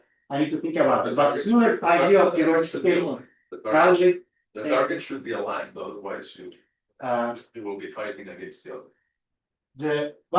It's like the way I think about it is like a joint fight against noise. But I need to think about this. That's kind of what happens in our local two segmented markets, like the central bank sort of like marshals arbitrators across two markets to fight the noise more effectively. They share the noises more effectively. I think some version of that would apply across countries as well, but I need to think of it. I'm wrong with that. Okay, so we have some discussion of actually this targeting ideas have been used in some countries like Canada and New Zealand. They try to use these monetary conditions indices, which is a weighted average of the policy rate and the exchange rate, but it excludes the stock market. So essentially, it's a bit like the exchange rate fund. And in practice, it didn't work very well because it created excess rate volatility. Long rate domestic asset prices became really volatile. So we think that's an illustration of the anti-recruiting effects in our paper. Constructing a more balanced target might get around that. But I'm over time, so I'm going to conclude. We argue that by making the financial conditions index that target central bank could stabilize the economy more effectively, FX targeting might also work, but it's more fragile. So Thank you very much.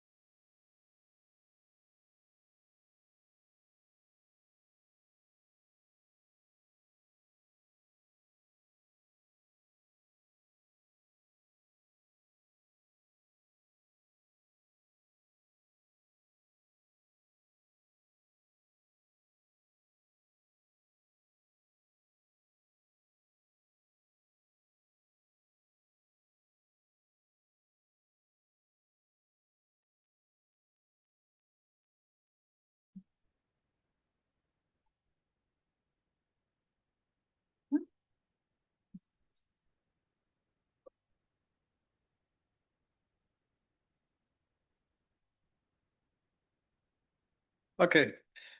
First of all, thanks a lot for including the paper in the program, and thanks everyone for being here. And sorry. And so I'm going to talk about the perils of narrowing fiscal spaces, and this is joint work with Leonardo, who is here as well, Hanno Kase and Matthias Rottner. And given our affiliations, the usual central bank disclaimer applies. So in this paper, we want to look at the interactions of monetary and fiscal policy, and especially in an environment of high debt or large deficits, and at the same time, large supply side disruptions. And to motivate this a bit further, I want to start with this figure here, which shows in the top panel US CPI inflation over the post-war period, and in the bottom panel, as a measure of the fiscal stance, the cyclically adjusted primary deficit, and the shaded areas representing different regimes in terms of degree of supply side disruptions. And we want to connect these two elements, the fiscal stance and the degree of supply side disruptions, with these dynamics in inflation. And if we look at the start of that sample, where there were some large inflationary shocks, but overall the inflation was not really trending up. This happened during an environment where supply side shocks were relatively large, if you think about the Korean War, but at the same time there was fiscal discipline. Then, however, from the mid-60s, inflation started successively climb up, what we call here this ratcheting up, where after a shock, it didn't converge back to the pre-shock level, but continuously trended up. And this happened during an environment with heightened supply side risks, with the Vietnam War, but also Cold War tensions. And at the same time, fiscal policy moving from surpluses into more primary deficit regions, if you think about the Great Society program and also the Vietnam War. Now, inflation in the following years declined, and this also was a kind of a gradual movement, and in an environment where on the one hand, these supply side disruptions slowly faded, as we've seen, for example, in 83, that OPEC for the first time actually cut the oil price. And also then over these decades, basically globalization played an important role. And at the same time, also fiscal policy played a role, because the large deficits were continuously reduced. And actually by the end of the 90s, there were large surpluses. And this basically coincides with this decline, or these steps in trend inflation that go down. And jumping forward to the end of the sample, we see that there we are again in an environment where high supply side risks coincided with large fiscal deficits, where we have seen this inflation surge, and actually inflation running above target for 5 years by now.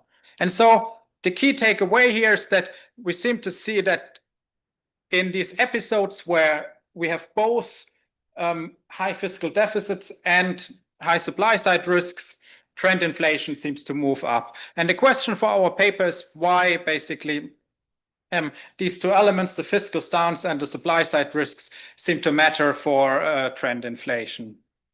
And we want to look at this through the lens of a nonlinear macro model with limited fiscal responsibility. The idea is that the government is committed to stabilizing debt in the long run, but it doesn't tolerate very large deficits that would require costly fiscal adjustment, and therefore acts or pressures the central bank to restrain rate increases instead of adjusting its own budget.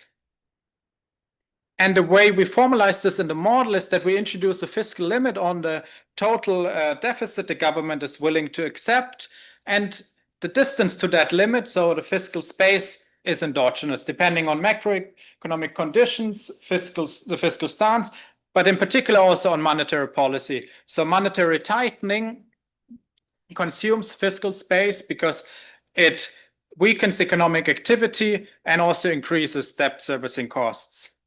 So through that lens, this fiscal limit leads to a state contingent ceiling on the interest rate that the central bank can set.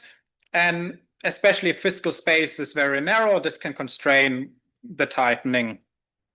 Let me stress again here, as I said in the beginning, the government is committed to stabilize debt in the long run. So here, fiscal policy is passive in the Lieber sense. Now, let me give you a preview of the main findings. Looking at the dynamics of the model in response to shocks, we find that the limit binds asymmetrically in the sense that supply shocks are the ones that really consume more fiscal space and pose a challenge for central banks. So if there's an inflationary supply shocks, this is a shock which increases the deficit precisely at the time when the central bank also wants to tighten because inflation goes up. And therefore, when the limit binds, our model implies that there will be higher and more persistent inflation. And as I already hinted at my first slide, is the key here is really this interaction between the fiscal limit and these supply side risks. In particular, in an environment where there's low fiscal responsibility and at the same time high supply side shock volatility, we find that this constraint binds most often or more often. And the key, again, let me stress here, is really this interaction and not just one of these two elements individually. And third, one, in our view, a very nice aspect about this modeling framework is that trend inflation, also tail risks to inflation, are an endogenous outcome. So even if the limit doesn't bind, agents who are forward-looking and based on the current macroeconomic conditions expect the limit to bind more or less likely in the future will internalize and through that adjust their inflation expectations based on the likelihood that the limit will bind.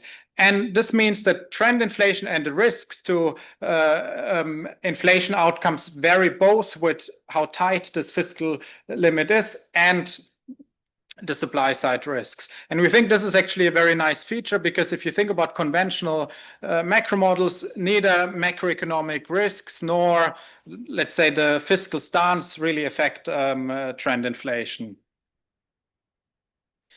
And finally, we take this model to US data using a particle filter where we look at two key episodes.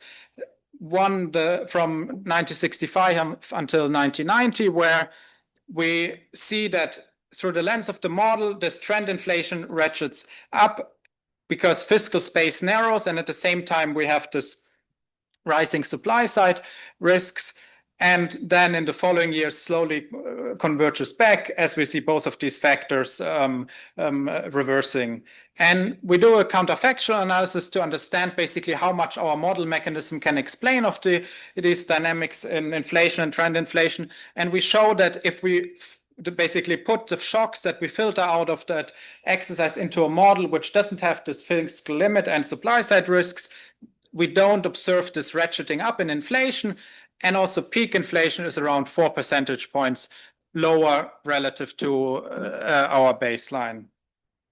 Now, last, on the post-COVID period, we show that where long-run inflation expectations have slightly increased, we show that through the lens of our model, this can be explained by a reduction in the fiscal responsibility over these years. And going forward, this implies that basically agents expect that there will be less room for future monetary tightening. So if there are no questions at this point, I will go into the main, but let me, in the interest of time, skip the literature, but I think it's needless to say that we contribute to a large or several strands here. So starting with the model, this is really a fairly standard New Keynesian model where the main change is this fiscal limit. So there are representative households who are subject to preference shocks. And so we get this standard Euler equation here. And firms are subject to, are monopolistically competitive and subject to Rothenberg adjustment costs, such that we obtain this standard Phillips curve formulation here. And the monetary policy or monetary authority follows the Taylor rule. So without the fiscal limit, the interest rate would be just set to RTN. Now, the fiscal authority collects taxes, which here in the simple model coincide with a surplus, and issues one-period bonds so that we obtain this government budget constraint where B is the face value of debt and theta is the government financing need in period T. And the fiscal rule in our model responds to debt and to deviations of or the output gap. And importantly, the parameter theta here will be set in a way such that the long run debt is stabilized through fiscal adjustment. Just a quantitative question. So it's certainly convenient to make tau t respond to BT minus 1B, but does it matter that in reality, it's probably like a 5-year lag? I mean, I think in principle we could change it. Yeah. I just don't know if the quantitative stuff depends on that. I mean, for now, like given the empirical exercise that we do through the lens of the model, as you will see there, the model is still relatively simple. So there's not this kind of internal persistence that would really kind of lead to shocks having effects 5 years out. So in that sense, That, even on a yearly basis. Yeah. You need to account for the inertia Yeah. parameters there. You would probably to be. Yeah, exactly, right. You But I don't know. the qualitative will change what's the process. Right, okay. I think, yeah, so I think we could introduce persistence here also in the Taylor rule, but for now we have kept that rather simple. Now, the really novel part here is this fiscal limit, which we define as a ceiling psi t, so which can vary over time on the total deficit to GDP ratio. And the deficit is essentially the interest paid bill. So the first term here, net of the primary surplus, which has to be smaller than this fiscal limit psi t. And fiscal space, so the gap between the deficit and the limit, responds endogenously to various factors. In particular, if you start with a higher initial level of debt, fiscal space will be more narrow. If you have a higher growth, this will loosen or widen fiscal space. On the other hand, higher inflation will also widen fiscal space. And in particular, monetary policy affects fiscal space both directly through the interest rate, but also indirectly through its effects on output and inflation. And the key assumption that we make here is that monetary policy is basically satisfying this constraint. So that's why we interpret this as a limited fiscal responsibility. So the idea is that the government might run very large primary deficits without taking the responsibility for the resulting increase in debt. And the way then to kind of reconcile this to force the central bank to keep rates lower such that debt accumulation is contained. And so through the lens of this interpretation, we can solve this constraint together with the government budget constraint for a constraint on the interest rate or an upper bound that the central bank can set, which you can see on this slide. And this again is endogenous as it depends on macroeconomic conditions and the fiscal stance. And so taken together, monetary policy sets the interest rate based on this equation here, where if the limit is slack, it just follows the Taylor rule and otherwise sets the interest rate equal to this limit. Let me briefly go through the mechanism here in this model. So the idea is if there is a narrow fiscal space and you have an inflationary shock, this will make the central bank increase the interest rate such that debt service costs will increase and output and inflation will go down, which will lead to a narrowing of fiscal space and a downward pressure on this constraint on monetary policy. And this has two effects. On the one hand, if the fiscal space is narrow enough, it will directly constrain monetary policy in how much it can tighten and thereby increase inflation.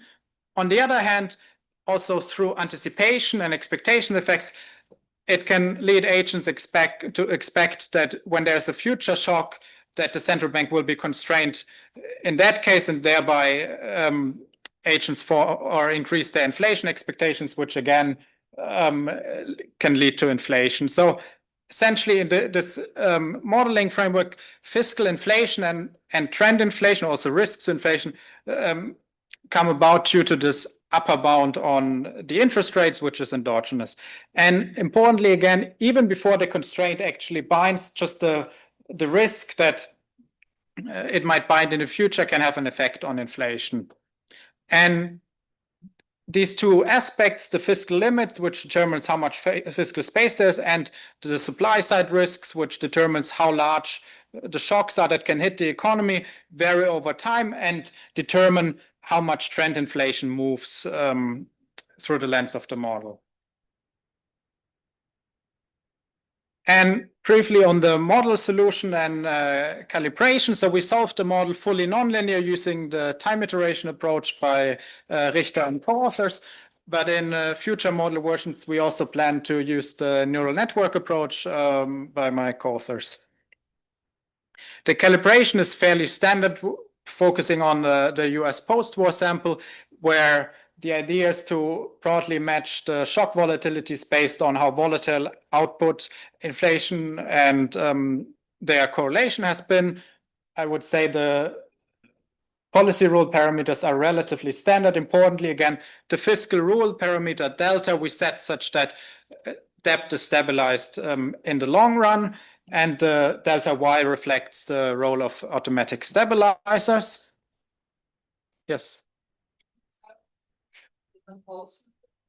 No, so that's going back to the earlier question. For now, this is really relatively simple. So neither in the fiscal nor in the monetary policy rule, there's inertia.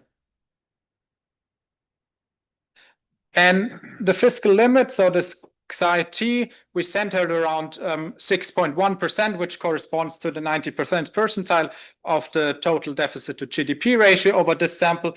But we allow this to vary actually over time. So the idea is basically to have both these margins, the fiscal responsibility and supply shock risks to vary over time. For the xi-t, this is essentially like a grid over different values where it can vary. For the supply shock volatility, we use a time-varying parameter VAR where we identify supply shocks and use that basically to calibrate how volatile the supply shocks are in the model. And to give you an idea here, what you see in black is inflation, and in blue is the estimated supply shock volatility that we obtain from this VR, where the main kind of takeaway is that the highest point was in the mid-70s. Then we see this decline with very low supply shock volatilities in the 90s and especially early 2000s. You see a nerdy thing about the model solution, which is a good thing. Yeah. You're using anticipated utility. Yeah. Maybe Johansson has a draft of a paper where he proves that that's a third order approximation to the quote right solution. Okay. So that's actually a very useful thing to know. Okay, you know, that's good. I mean, indeed, I think the anticipated it can be a strong assumption because we assume that they stay there, but I think we can, okay. Good, thanks. And towards the end of the sample, we see again this increase in supply shock volatility during the COVID and post-COVID period. So with that, let me go through the main results, starting with the response of the economy to shocks, where I want to start with some illustration where we just show how demand and supply shocks can affect the interest rate in the case of a large shocks, and how that transmits then to inflation and real activity. And then I want to spend some time a bit more systematically based on some model simulations to illustrate what kind of makes this constraint most relevant for monetary policy, focusing on two dimensions. One is kind of the role of the economic environment, so this interaction between fiscal limit, tightness, and supply side risks. And second, the path dependence or kind of the shock history and focusing on demand versus supply as well. Let me start with the first. So in these figures here, you can see the dynamics of the nominal interest rate in blue, the constraint on monetary policy, which is the black line, and then in red, the interest rate that the monetary authority would set if it would just follow the Taylor rule. And here on the left-hand side, this is the response to a large inflationary supply shock, and on the right-hand side, a disinflationary supply shock. And this figure already shows that a shock that is inflationary can, if it's large enough, or the initial condition where you start from is a narrow fiscal space, can make the limit bind, as both the central bank increase the interest rate, but also due to the weakening in economic activity, we see a drop in this constraint on monetary policy. While on the right-hand side, in the case of the disinflationary supply shock, we see that this doesn't really generate any challenge for monetary policy. For the demand shock, the story is similar in the sense that the shock that really creates a recession brings this constraint down, but here, differently from the supply shock, the central bank actually lowers the interest rate in response to such a negative demand shock that you see on the left-hand side. So this doesn't really create a challenge. And on the right-hand side, in response to a positive demand shock, we see that the interest rate is increased, but the limit or the constraint also slightly increases. And at least under this illustration here, you can see that the limit also doesn't bind. So spending some time on this inflationary supply shock, where I've shown you that the limit binds, the figures here show the IRFs. For in blue, the model with fiscal limit, and in red, the same, if we take the same shock size, but a model without fiscal limit. And you can see this shock reduces output and increases inflation. The central bank increases the interest rate, but by less than in the model without the fiscal limit. And actually, in terms of real interest rates, the real interest rate drops as inflation increases by more and stays higher for more persistently. Then on the bottom panel, we actually see exactly this kind of offloading of debt stabilization, since in the model with fiscal limit, debt increases, but by less than in the model without fiscal limit. Excuse me, Yeah. clarify something. So there's the bar for interest rates. So is the bar for the long-term limits? Let's think about a case in which you only need to raise your interest rate in a very short period of time, and then quickly you fall back interest rate. So in such a situation, I don't see a very tight bar for the interest rate. Maybe you can raise it to 20, 40, just 1 quarter, 1 year, that's totally fine. I mean, here the shock is basically just very short. So it's just as you've seen, the constraint binds only very shortly, and then basically the shock converges back to the pre-shock. I mean, for 1 quarter, you don't really have to constrain it by 10%. You raise it by 20 or even higher, and quickly after you finish this tightening policy, you can revert it back. So you don't hurt your budget constraint on the ground. I'm not sure. So maybe can you explain this? Sorry, I'm not sure I understand why. So basically, the limit, the way we impose it, I think the monetary authority basically makes sure that this limit is satisfied, and through that lens, basically, we get this upper bound constraint. So I'm not sure what you mean that you can go to 20. I mean, I guess I'm asking whether this is like the ad hoc rules you imposed, or it has to be satisfied because you have to have some indulgence that limit, something like that. Yeah, so I mean it's so the rule needs to be satisfied, because otherwise so as I defined it here, essentially this constraint, our assumption is basically someone needs to make the adjustment such that the government budget constraint holds, and in our case, our assumption is that monetary policy will do that adjustment.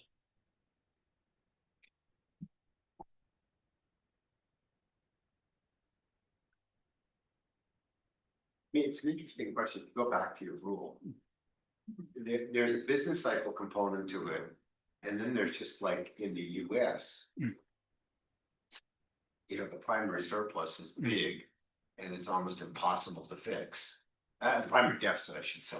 So there's low frequency stuff that makes that really an important constraint. You're focusing, which is fine, on a high frequency stuff. Yeah, but they're quite different. Yeah, no, I mean, that's a absolutely fair point. And actually it's on our list also to think about aspects like long-term growth and more generally, which would allow us, I think, also to speak more to these more like secular dynamics and It's sort of, it's a little bit, I mean, I think of it like the game of chicken and sergeant, right? But, and Wallace, but somebody is doing stuff that is making this increasingly binding. And I have no idea how it's gonna play out, but. Yeah.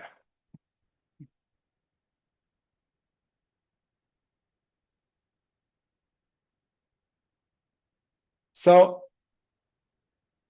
having shown you a bit how the economy responds to these shocks, I want to spend some time more systematically based on if we simulate the model on what actually makes this constraint most relevant for monetary policy.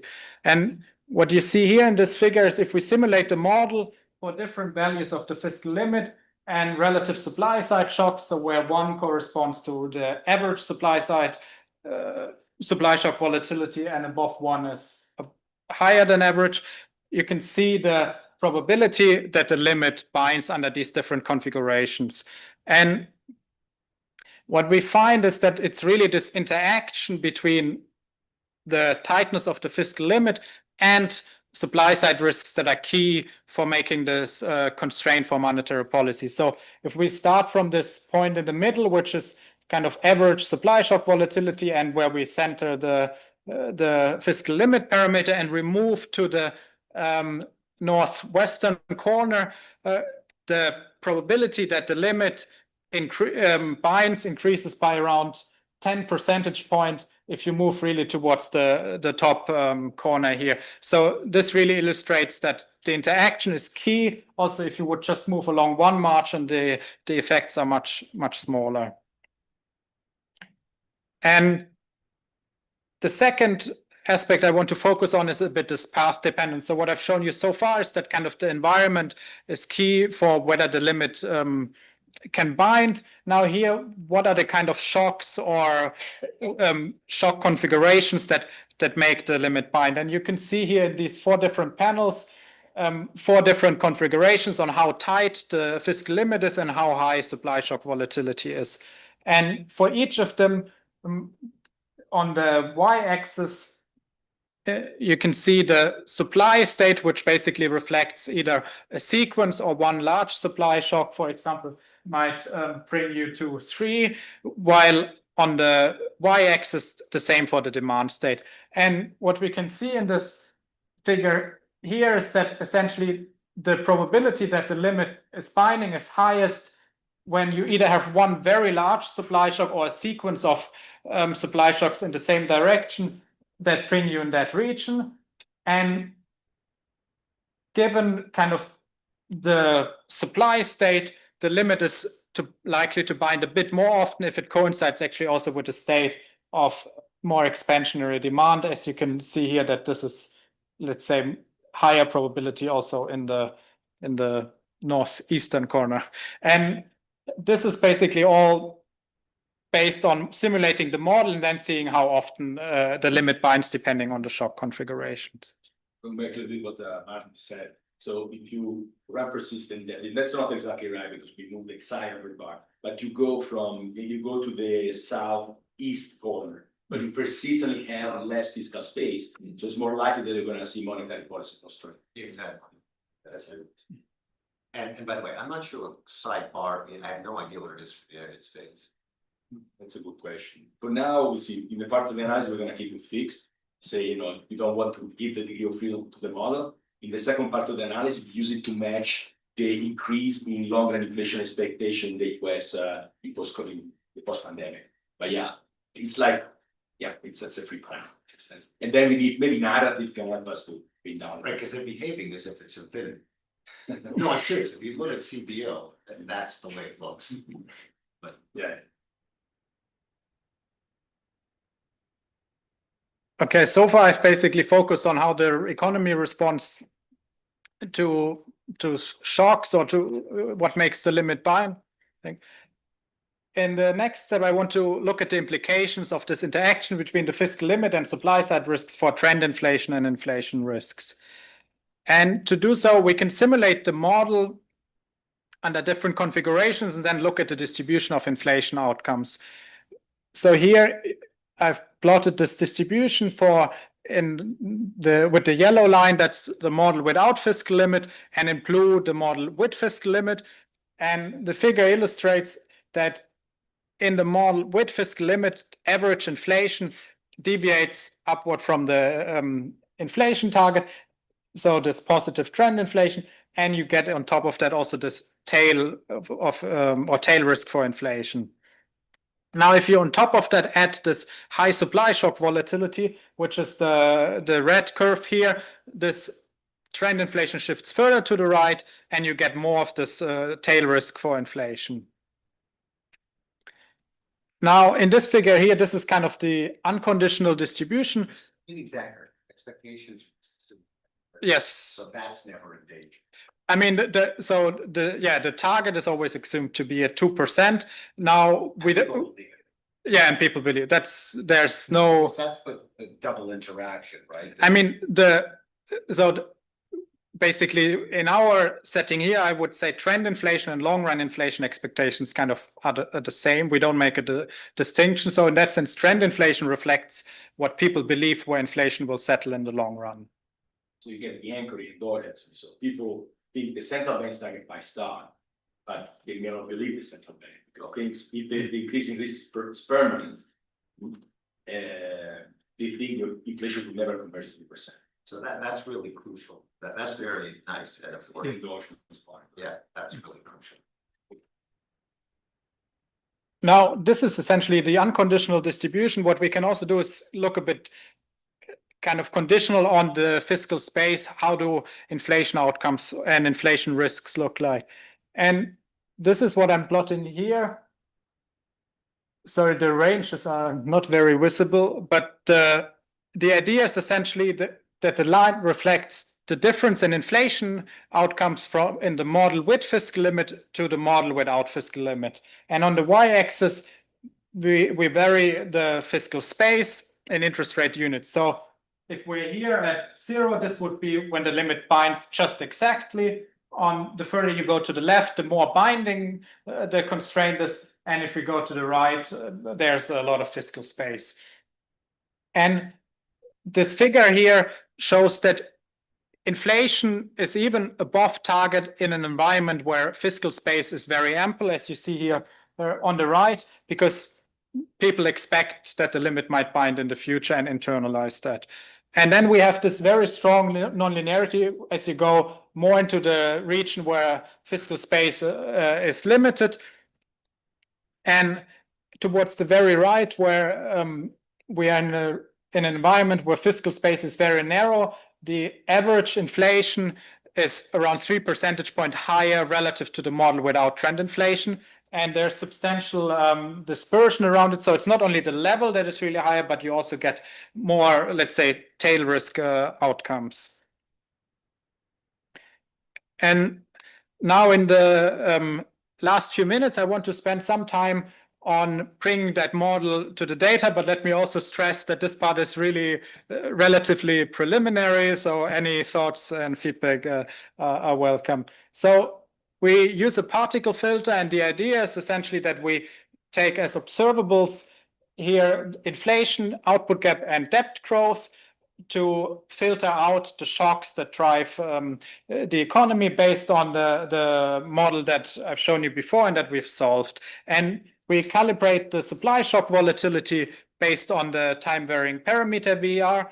And then the idea is to do exercises where we can see how much does our model mechanism contribute to the dynamics of inflation and which role does the fiscal limit play and the interaction with supply shock volatility.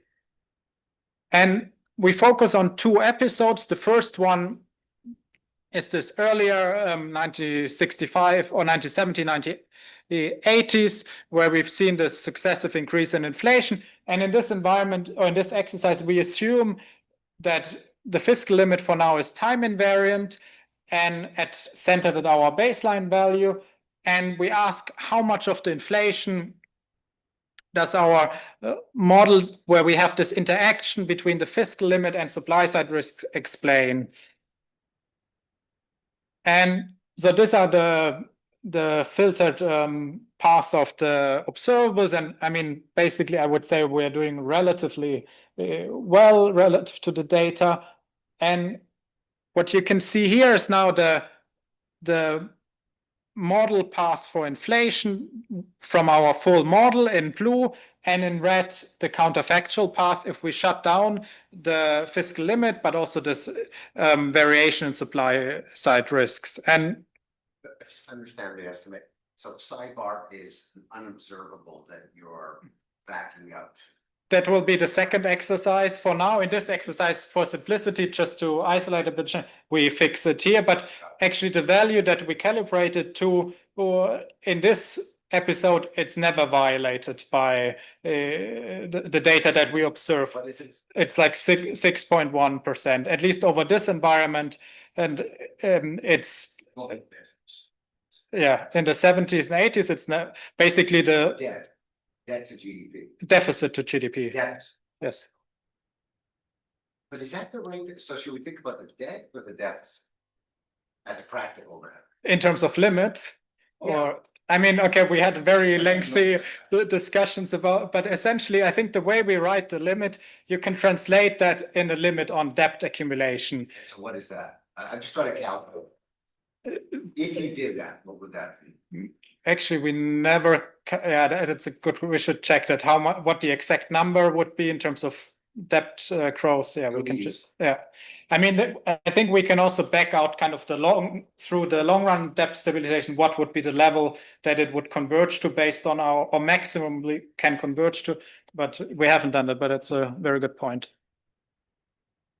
So in blue here, you see the inflation path as in the model and the data, while in red, basically what we do, we take the shocks that we filter out from our model and then feed them into a model where neither this fiscal limit nor the supply side risks are present to isolate the role of these two mechanisms. And what we find is that, first of all, if you look at the red line, we don't get this kind of ratcheting up, but instead much more this convergence back to the pre-shock level.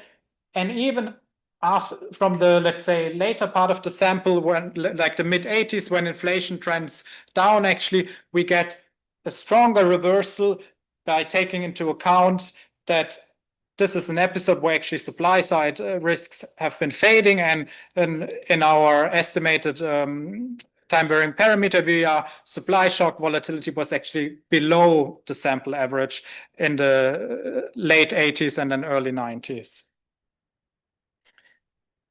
And the kind of the episodes where we find that the limit binds most often are essentially these mid-70s and then early 1980s, which is basically shown here by, so if this is at 1, basically the whole distribution that we filter implies that the limit binds.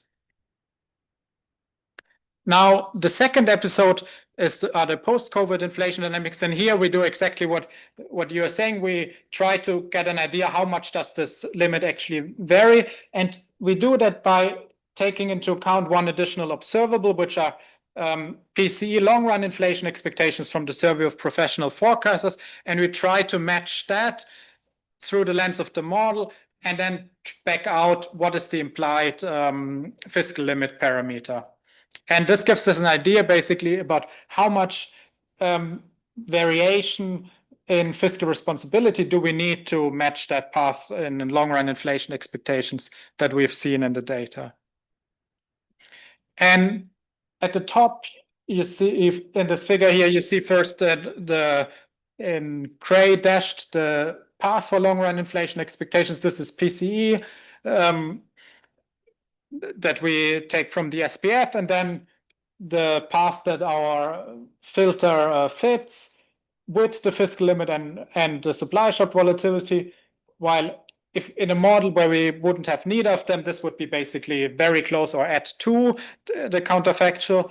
And at the bottom, we back out what's kind of the implied path of this fiscal limit, which represents the degree of fiscal responsibility. And we find that essentially this has been declining, and from the start of the more or less the hiking cycle, and when the ELB was left, this continuously declined, and towards the end of the sample is around 20% lower than this baseline level that we calibrated our model with. So this makes us, or to us, this suggests that what we see, or through the lens of the model, this increase in inflation, long-run inflation expectations, can be explained by a reduction in the fiscal responsibility observed over this sample period.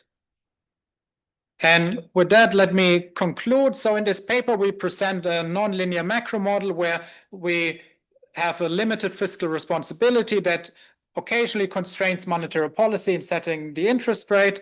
And a nice outcome in our view is that trend inflation in this model is endogenous, and it depends on the interaction between this fiscal limit, so how tight the fiscal limit is, and the supply side risks. And as I've shown you, when you're in an environment of narrow fiscal space, this can amplify the effects of shocks, because monetary policy, for example, in response to an inflationary supply shock, can tighten less, and thereby you can get this kind of ratcheting up effects that we've seen in some periods over the US post-war US inflation dynamics. And finally, we also provide some evidence how basically this mechanism can explain both the ratcheting up in the 60s and 70s, but also the small increase in long-run inflation expectations that we have seen over the most recent years. Thanks a lot.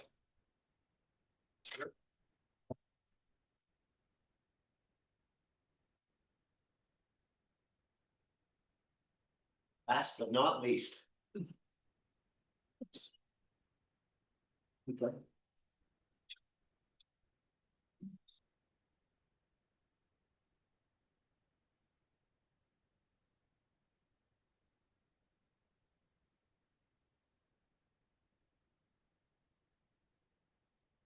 Okay, really. Okay, thanks for having the paper in the program. So this is joint work with Alessandro Dovis, Kasper Jorgensen, and Bishop Pippalani, and it's about monetary policy without an anchor. So let me try to motivate the paper. So one of the key concerns of policymakers when facing inflationary episode is the possibility that inflation expectation be added. Okay? Now, this risk is often cited by policymakers to motivate a strong reaction to inflationary shocks. Like, for example, during the pandemic, like in response to the inflationary pressure coming from the pandemic, many emerging market economies actually were quite fast in responding to increases in inflation. And those that were more hawkish, for example, Brazil raised interest rate 1 year before the US, explicitly mentioned the anchoring risk as the key reason why they were raising interest rate. Now, despite the importance of this concept in policy circle, the concept of the anchoring risk is a little bit fuzzy in economic research, to the point that it's not even clear how we should be measuring. Like, let's stay with this example. So was Brazil more at risk of the anchoring relative to other countries, like, for example, the United States? Well, often what economists would do is they would look at long-run inflation expectation relative to the central bank target. But if we do that for Brazil, that actually didn't move much during the pandemic, precisely because the Brazilian central bank was acting strongly. But that doesn't tell us anything about the perceived risk of the central bank, which is often about off-equilibrium path. So how would inflation expectation respond if I acted different, if I was a bit more dovish? And aside from these measurement issues, what are even the macroeconomic cost and benefit of keeping inflation expectation in? And so what we're going to do in this paper is basically we're going to try to build a model and have some data in order to address both of these questions. In particular, what I'm going to do is I'm going to try to formalize the trade-off the central bank face when inflation expectation can be anchored according to certain metric. And then I'm going to use the model together with some data to quantify the risk of the anchoring for a bunch of countries, and then sort of assess the benefit of maintaining inflation expectation. So let me try to give you a little bit of a summary of what we're going to do with more details. So In particular, I'm going to start with the model. So this is going to be a standard neo-Keynesian model with optimal policy. So think about really Jordi's textbook. The main twist relative to Jordi's textbook is that the private sector is actually going to be uncertain about certain parameters of the loss function of the policymaker. So we're going to think about that as the policymaker type. And they're going to try to learn the policymaker type from its action, from the interest rate decision. Now, in this context, when interest rates change, there is still going to be the standard, aggregate demand channel. Like, you change the output gap and that has an effect on inflation. But on top of that, interest rates are also going to affect the belief that the private sector has about the policymaker type. And through that mechanism, they're going to affect inflation expectations. So that essentially, the policymaker is going to be able to manage inflation expectation by changing interest. What we're going to show is that in this context, there is going to be sort of an additional motive for the central bank to be sort of more hawkish when facing inflationary shock relative to what it would do in absence of this interpretive formation. And the reason why you want to basically act a little bit more hawkish when facing supply shock is because by doing that, you basically build the reputation of being a hawk, and that stabilizes inflation expectations. So that's going to be something valuable from the point of view of the policy. And we're going to call that the reputation channel. Now, up to this point, this is basically going to summarize stuff that already appears in the literature. What is new in our paper is going to be trying to think about how do we discipline this reputation channel with the data. Okay? And in particular, the key result of our paper is going to be sort of a sufficient statistic type of result, which is going to relate the strength of this reputation channel to something potentially observable, which is going to be the elasticity of inflation expectation to interest rate surprises. So this is not going to be something about the level of inflation expectation, but more something about how they respond to interest rate surprises. And in particular, what we're going to show in the model, what we're going to show is that in this model, whenever this elasticity is large, the government, the central bank is going to have more of an incentive to manage inflation expectation. And the logic of this result is going to be sort of coming from a first order condition. It's going to be straightforward. The cost of changing inflation expectation when the elasticity is large is going to be smaller. And so the central bank is going to want to do more. Now, this is going to be the bridge between the theory and the data, because as I said, this is something that actually many people in this room, like Eric, have tried to estimate already. And so what we're going to be trying to do is basically trying to estimate this elasticity for a bunch of countries, and then trying to calibrate our model to fit this data. In particular, what we're going to show is that among the set of countries that we look at, actually Brazil is the one that stands out as the most elastic. And once we calibrate the model fitting the Brazilian elasticity, we're going to essentially find that in this model, reputation is the first order concern for policy. Like I'm going to have basically a formal way of relating reputation building motives to sort of standard aggregate demand channel motive. And reputation building motive are going to be sort of first order in the so as I mentioned, there is a big literature, and Maxwell is a very nice paper, and the people have contributed here. You have a question? I guess we'll see it later, but this elasticity in the model, that's endogenous. Yeah. So let's go to the model. Okay, so let's basically tell you a little bit the outline. So what I'm going to be doing is I'm going to start by describing the model.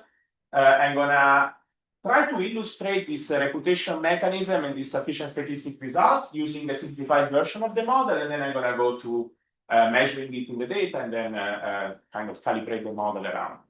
Okay.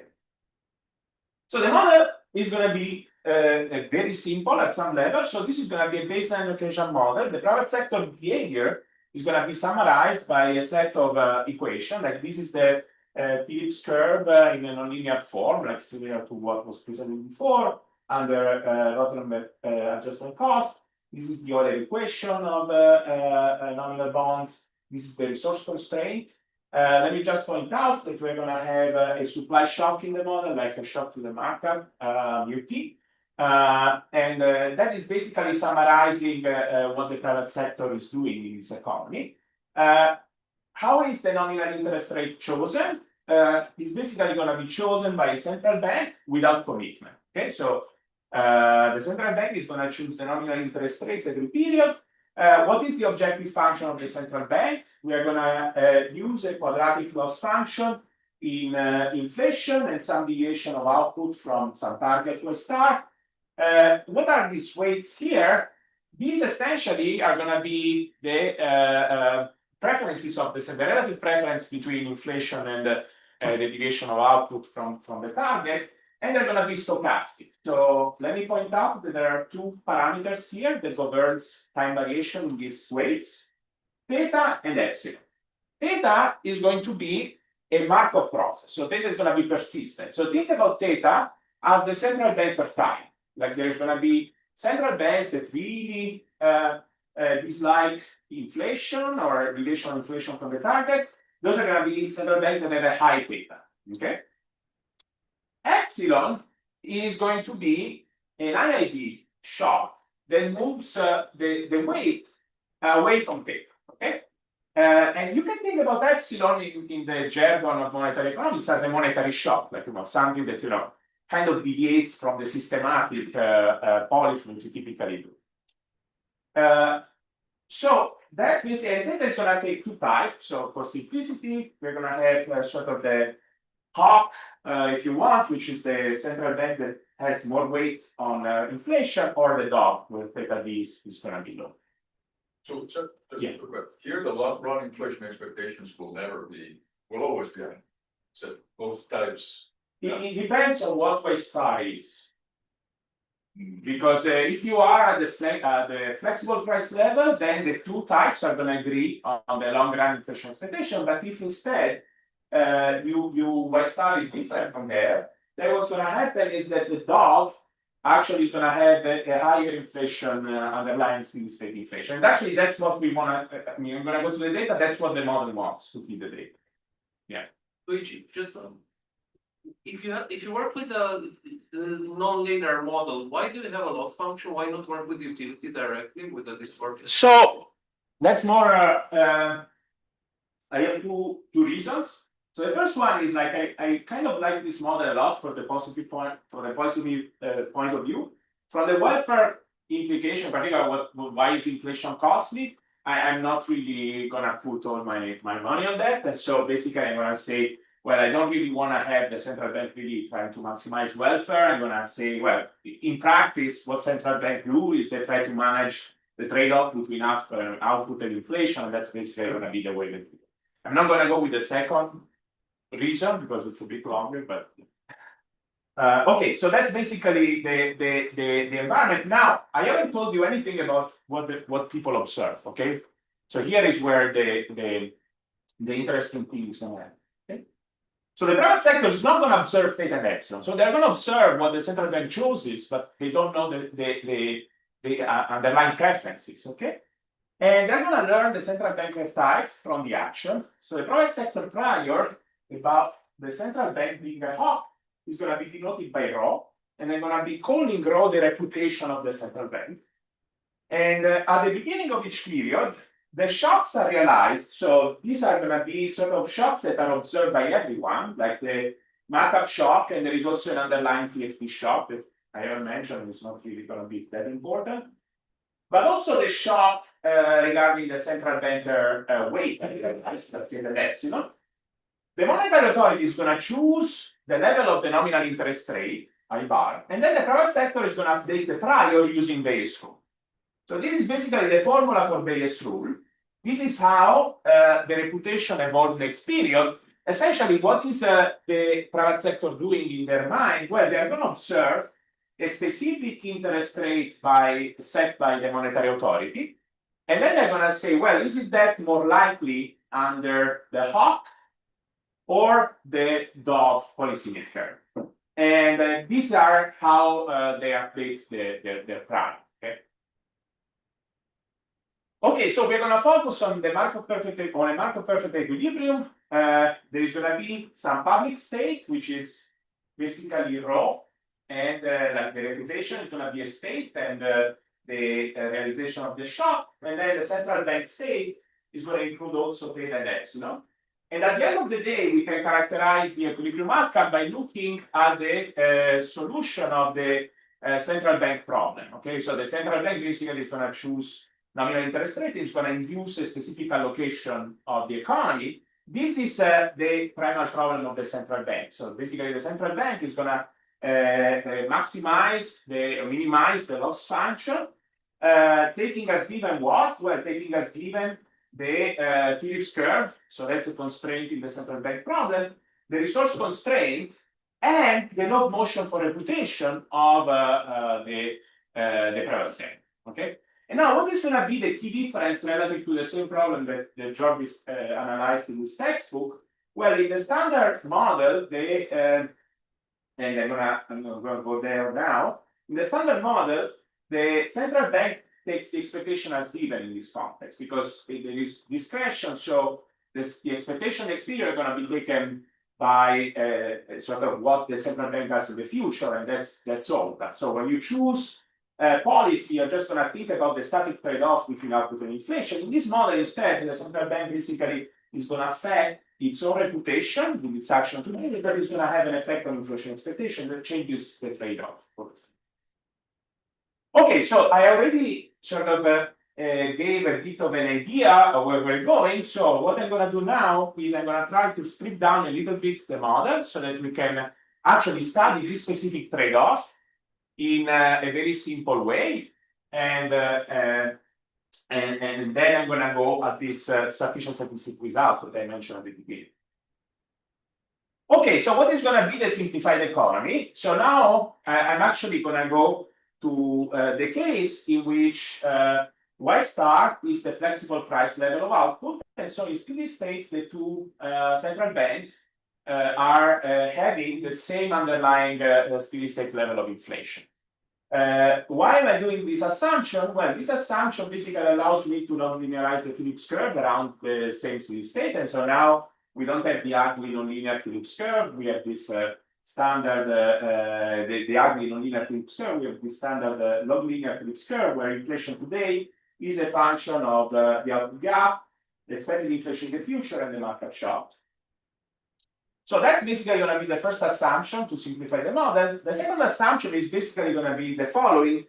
We are going to assume that in period one, there is uncertainty about theta, and you know, there are these two shocks.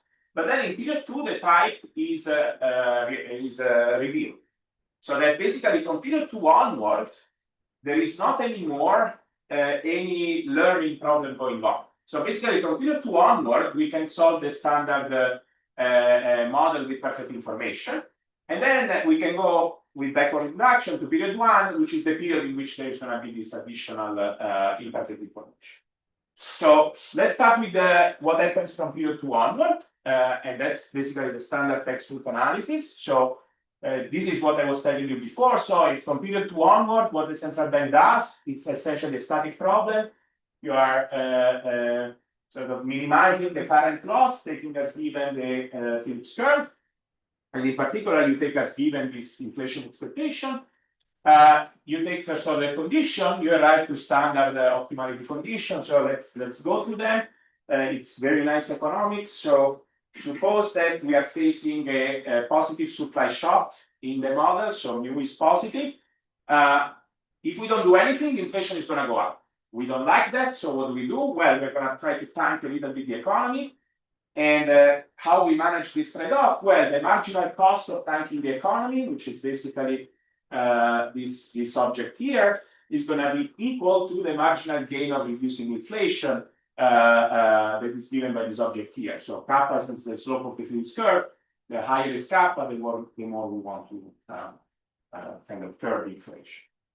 Now, once we have this optimality condition, we then substitute in the Phillips curve, and we obtain sort of closed form expression for inflation in period two and output in period two.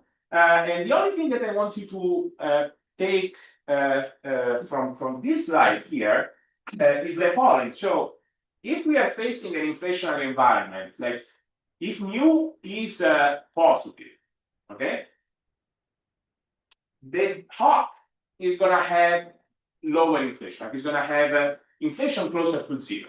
Okay, So this is even if in the long run they agree, but to the extent that mu is persistent, if today we are facing an inflationary environment, if people expect the policymaker to be the hawk, essentially they're gonna have inflation expectation closer to zero, closer to the top. That's the property that is gonna be useful to understand what happens next.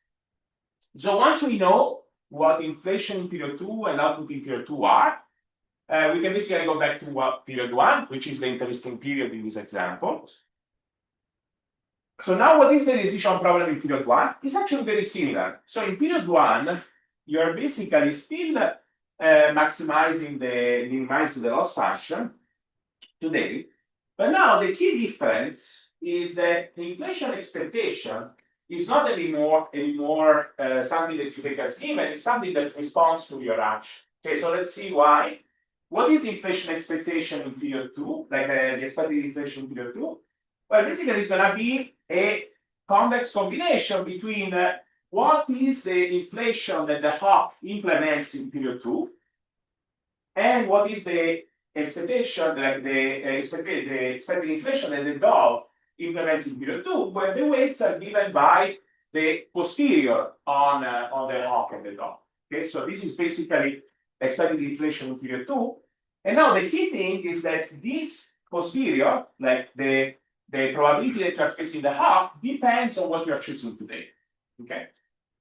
So that's basically the key difference in this setup relative to the model with perfect information. Continuation value is not right. So that's important, and I'm going to explain why. But remember that now in period 2, the types are revealed. So there is no value in bringing reputation in period 2. This is true in the special case, so that the continuation value doesn't respond. In the full model, it's going to respond because there is a value of bringing reputation in the second period. So this is actually coming, and it's an important. But here you could have the way here. Yeah, here we could have deleted this. Yeah. Okay, so that's basically the key distinction. So we can do again first order condition, like I did before, and they're going to look very similar. I mean, like the trade-off is still the same. So there is a positive supply shock. You want to tank a little bit the economy. That's the marginal cost.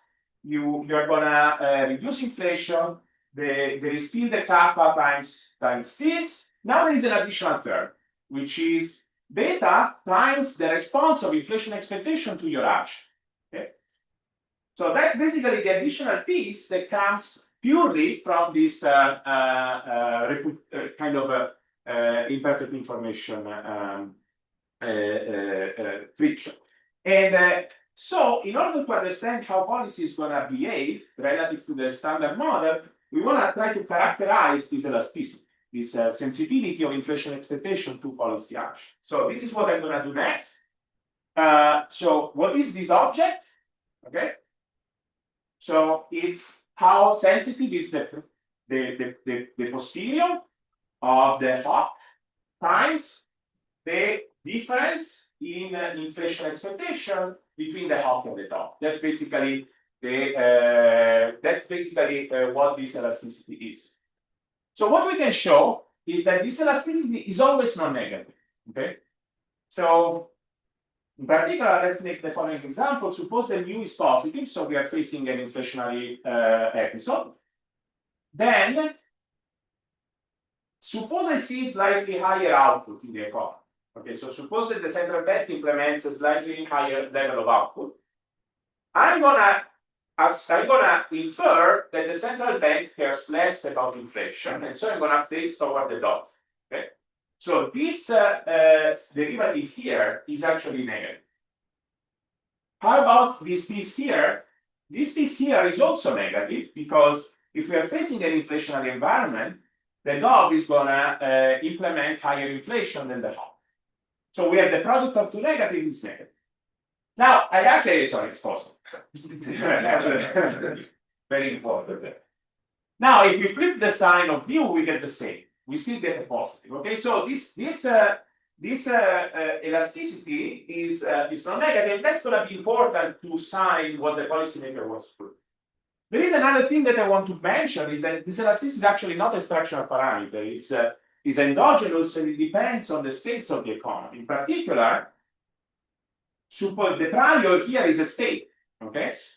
So suppose you are at two extreme, like, suppose, rho equal to 1, let's say you are the United States, high credibility, high reputation country, or rho equal to 0, you are Argentina, like, I don't want to mention countries, so you have low reputation.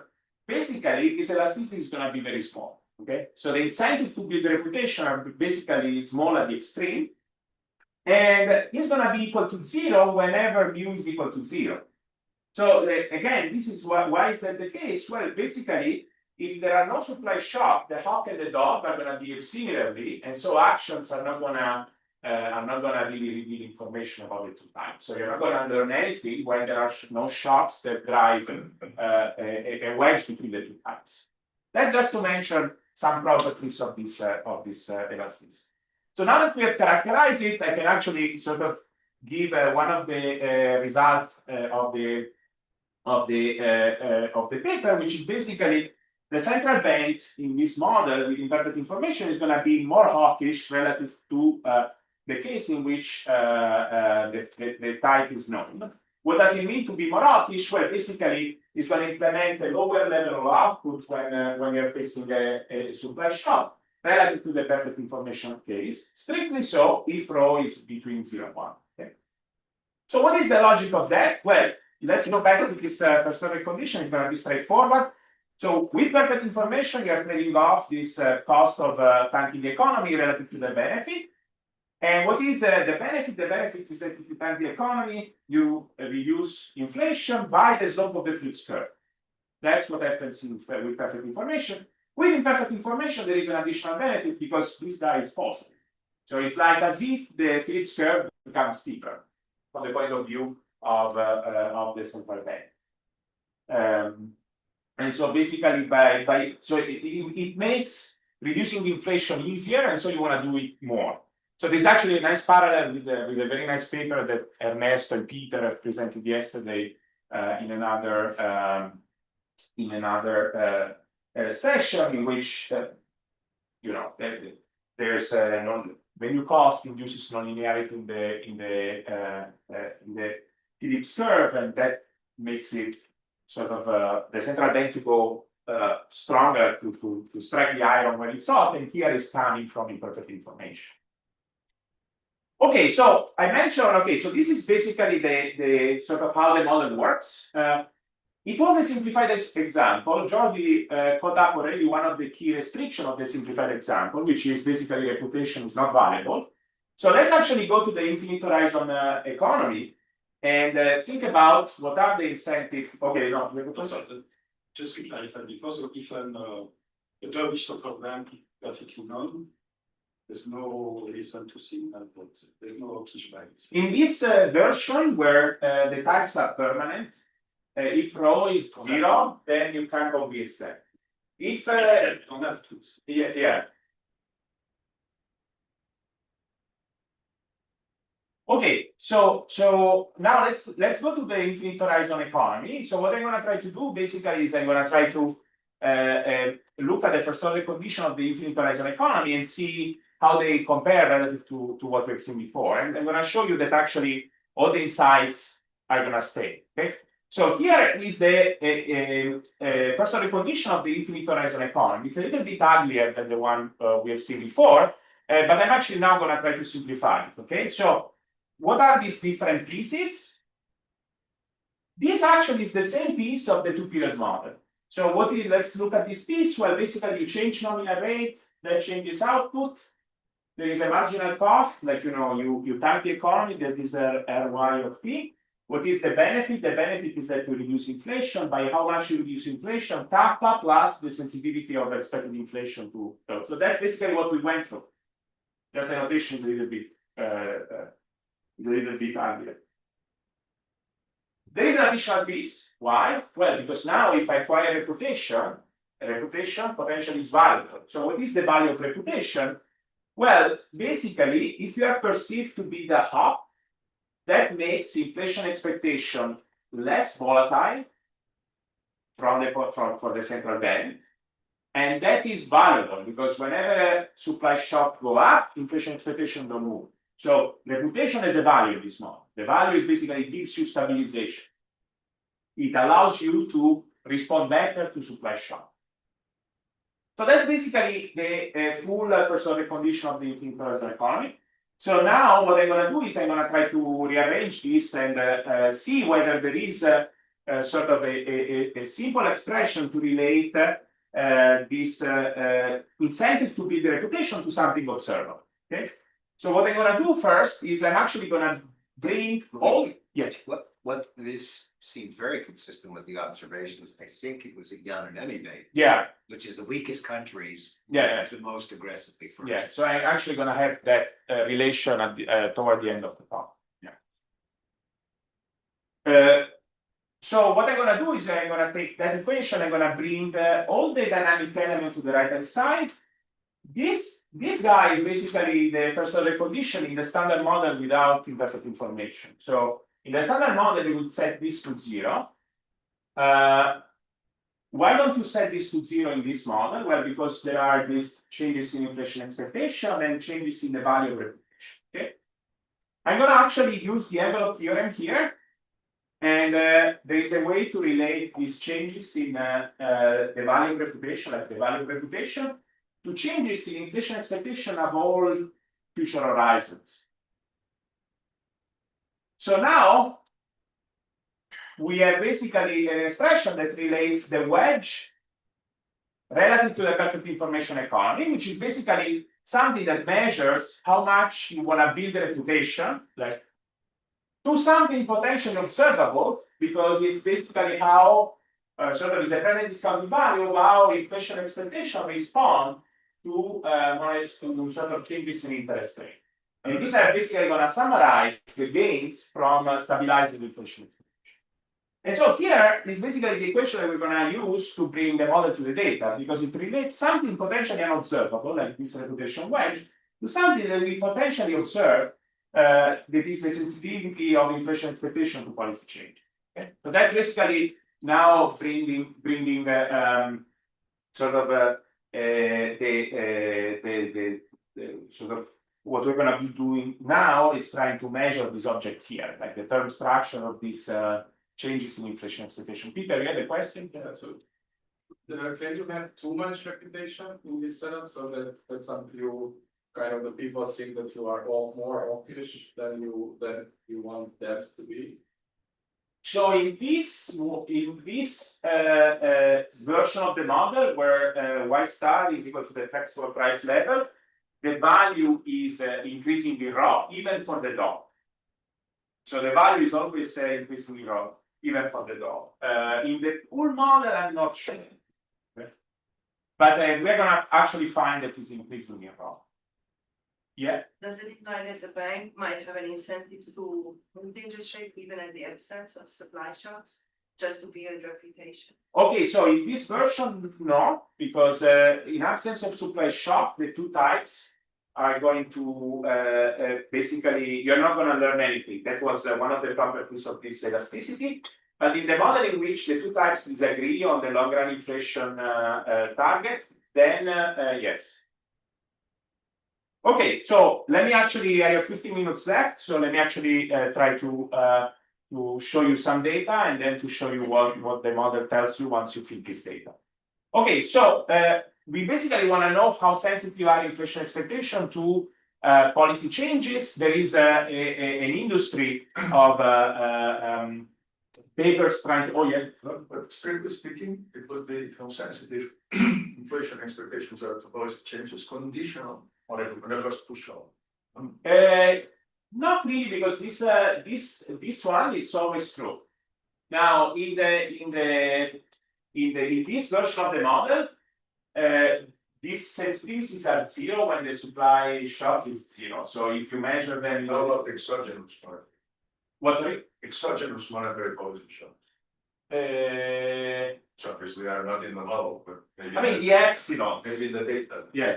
So the epsilons are part of it. I mean, like what I wanted to say is like this equation is true no matter what the shock is. That's true. Yeah. Yeah. So this is like a first order condition. So the question is like perhaps condition on certain shock, this is gonna be close to zero. And then you don't want to deviate much from what the model with perfect information tells you. But this is always going to be true. But there are no exogenous changes in interest rates. There are these epsilon shock. I mean, interest rates are endogenous, but there are these epsilon shock that sort of proxy. So what you have reminded me. Let me go to the empirical analysis. So, yeah. In that, if there's no uncertainty about the source, right? It's not that people don't understand whether this was a genuine monetary policy shock or whether the soft partial opportunity. They understand exactly what is moving the interest rate. They don't, because they also see theta and epsilon. So they see, like, they see the supply shock, they see the TFP shock, but they don't see theta and epsilon. So when you see a change in interest rate, you don't know if, I don't know, the type is, a crazy central banker, or if transitorily, the central banker is deviating from its type. I'm getting. Yeah, theta is time bank. Yeah. Let me actually. The frequency that monetary force move around. I mean, I think that's going to be important. So let me. I mean, I know we can talk later. We can talk more. So theta is going to be very persistent to match some data, and epsilon is going to be very. Is going to be IAD. So the epsilon is basically going to be what you think of a monetary surprise. It's going to induce a monetary surprise. But let me actually try to speed up a little bit. Otherwise, I'm going to hit the everyone's constraint here. Yeah, the bell constraint. Okay, so here what we're going to be trying to do is to measure these sensitivities. So what are the countries that we're going to be looking at? These countries for which we can basically have some good high frequency measures of inflation expectation. In particular, we're going to look at Brazil, Chile, Mexico, Euro area, the US, and the UK. We have a consistent sample between 2010 and 2024. We're going to have two different measures of inflation expectation. One is going to be market based. So we're going to be looking at break-even inflation. So that's going to be kind of high frequency at the daily frequency. And we're going to complement the analysis with professional forecaster surveys. So, and these are going to be, so sometimes a quarterly frequency, sometimes a monthly. In the case of Brazil, we're going to have very high frequency data on professional forecaster survey.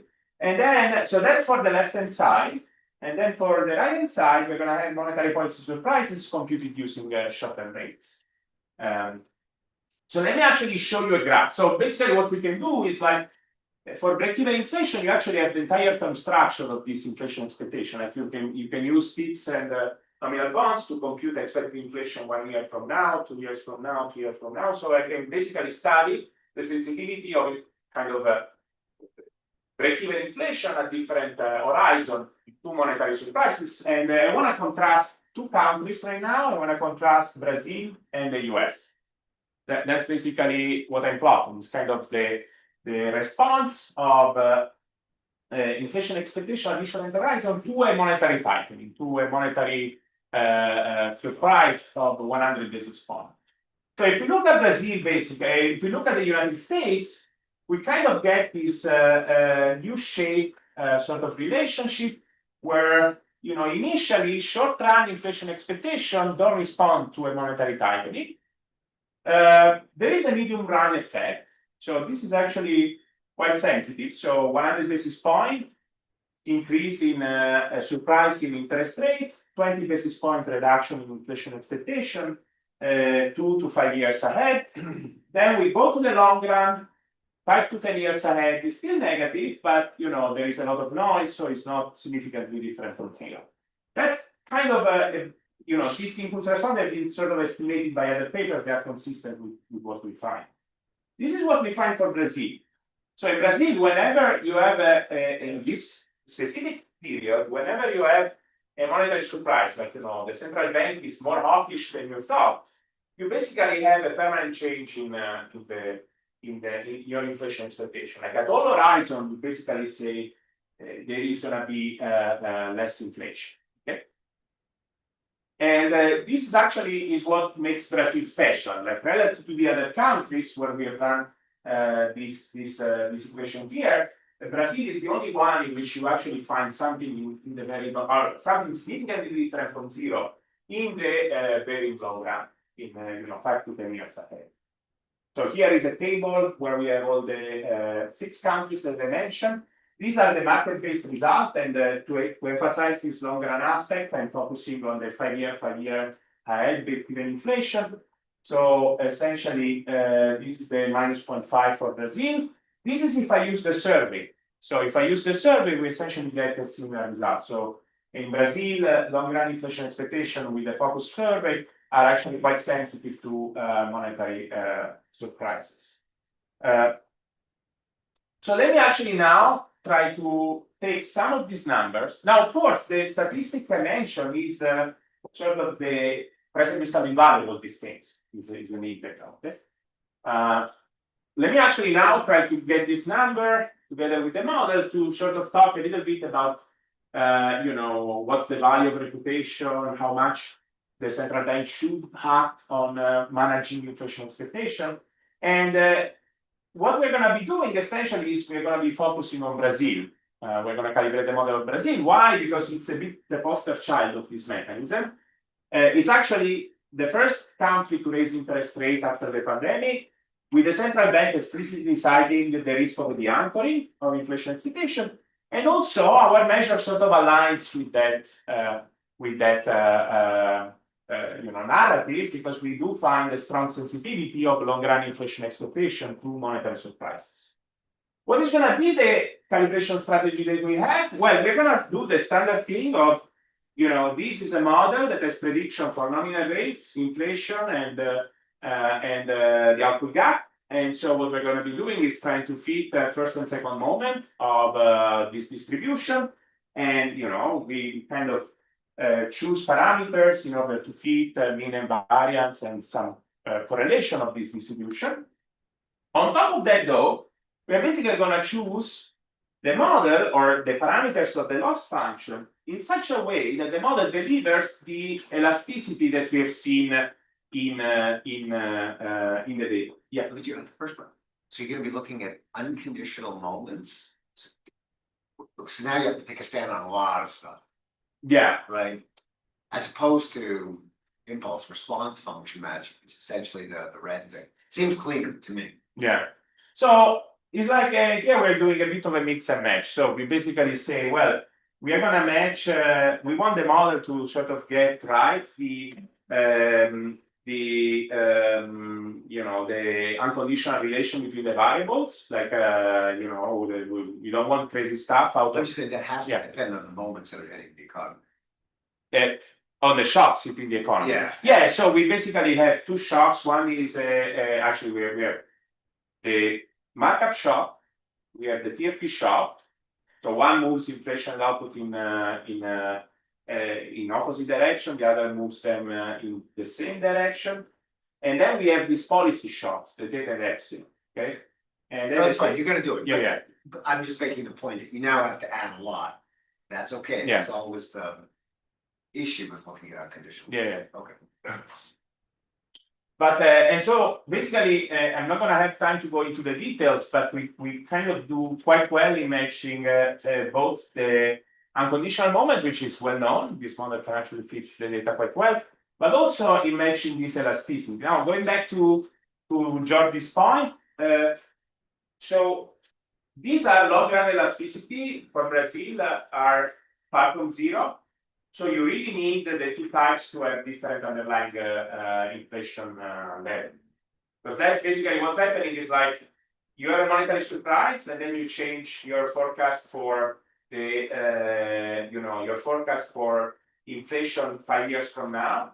So it has to be the case that you move your prior somewhere and then the 2 types implement different things. So that's how the model can actually match that value for the elasticity. And then once we have calibrated the model, we can ask the question of how important are reputation motives, and what are the macroeconomic effects of reputation gains? Like what do you gain from reputation? So let me actually try to quantify the reputation channel. So what we're going to be doing basically here is like we have the model, we can simulate data out of our model, and then we can simulate data out of a model in which the central bank kind of act myopically, like, suppose that the central bank doesn't really take into account this reputation building motive and just looks at the static trade-off between inflation and output. And then we can compare moments and values, okay? So this is basically what this table is doing. So what happened in the economy in which you are myopic? Well, inflation is going to be higher on average and more volatile because you are not acting on reputation, and so your reputation is going to be lower, okay? And that actually pushes toward the top, which has a higher underlying inflation level. It makes both inflation and output, inflation both higher and more volatile. What's the benefit of acting myopically? Well, you don't need to plant your economy as much when you have supply shock. So basically, the standard deviation of output is going to be lower. Now, of course, it's a trade-off between output and inflation, but if we use the loss function of the central bank, we can see that basically the myopic government loses 40% of the value. So the acting on reputation in this model actually just acting on it improves the output inflation trade-off by 40% once you have this quadratic loss function. This is the hawkish tempo. This is actually a thing on average. It's not just the hawkish. The hawkish is going to be higher. Here, there is another way of seeing why you're doing this. Well, you're doing this because reputation is valuable. Like if you think about the first order condition, what is the value of reputation? Well, it's all this present discounted value of inflation expectation going forward. So that's basically what is driving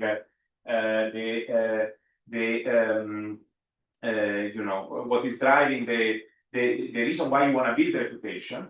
And why is reputation valuable? Well, basically, what we can do is like we can decompose the loss function into different moments of output and inflation. Like it's quadratic, so all it matters is like how reputation affects the average output, the standard deviation of output, average inflation, and the standard deviation of inflation. So basically, here is a plot of how much, the value for the government varies when I increase reputation from 0 to 100. And we can think about really two things. One is an inflation bias, like, by increasing reputation, you reduce inflation. And the other is a stabilization bias. So by increasing reputation, you need to act less on supply shock because, the reputation is doing the job for you, okay? And basically, the model gives you numbers for both. And in particular, the nice thing here is the following. So if you go from 0 to 0.4, most of the gain are coming from the inflation bias. Like if you're Argentina and you move initially toward you build a reputation, you're basically going to get a big reduction in inflation, and that's basically the main force that support the value of reputation. If you are in the middle, if you are Brazil at 0.5, and you increase the reputation, what is going to happen is actually you're going to reduce volatility. Why you are reducing volatility? You are reducing volatility because when you have markup shocks, you're not going to need to time the economy as much. So that's basically going to be the value of reputation for countries in the middle. It's like they get basically what Nakamura and Steinson call the reputation. Okay, let me conclude. So we studied the trade-off of central bank phase in keeping inflation expectation anchored. The main result is this sufficient statistic that allows us to kind of put some numbers on how important this mechanism is. And when we apply this framework to Brazil, we find that reputation building motives are actually forestalled as a driving policy. And thanks a lot for the questions and comments.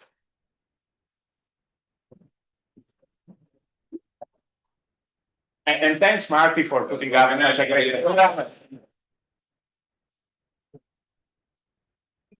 Write Larry an email, good luck and good recovery. Okay.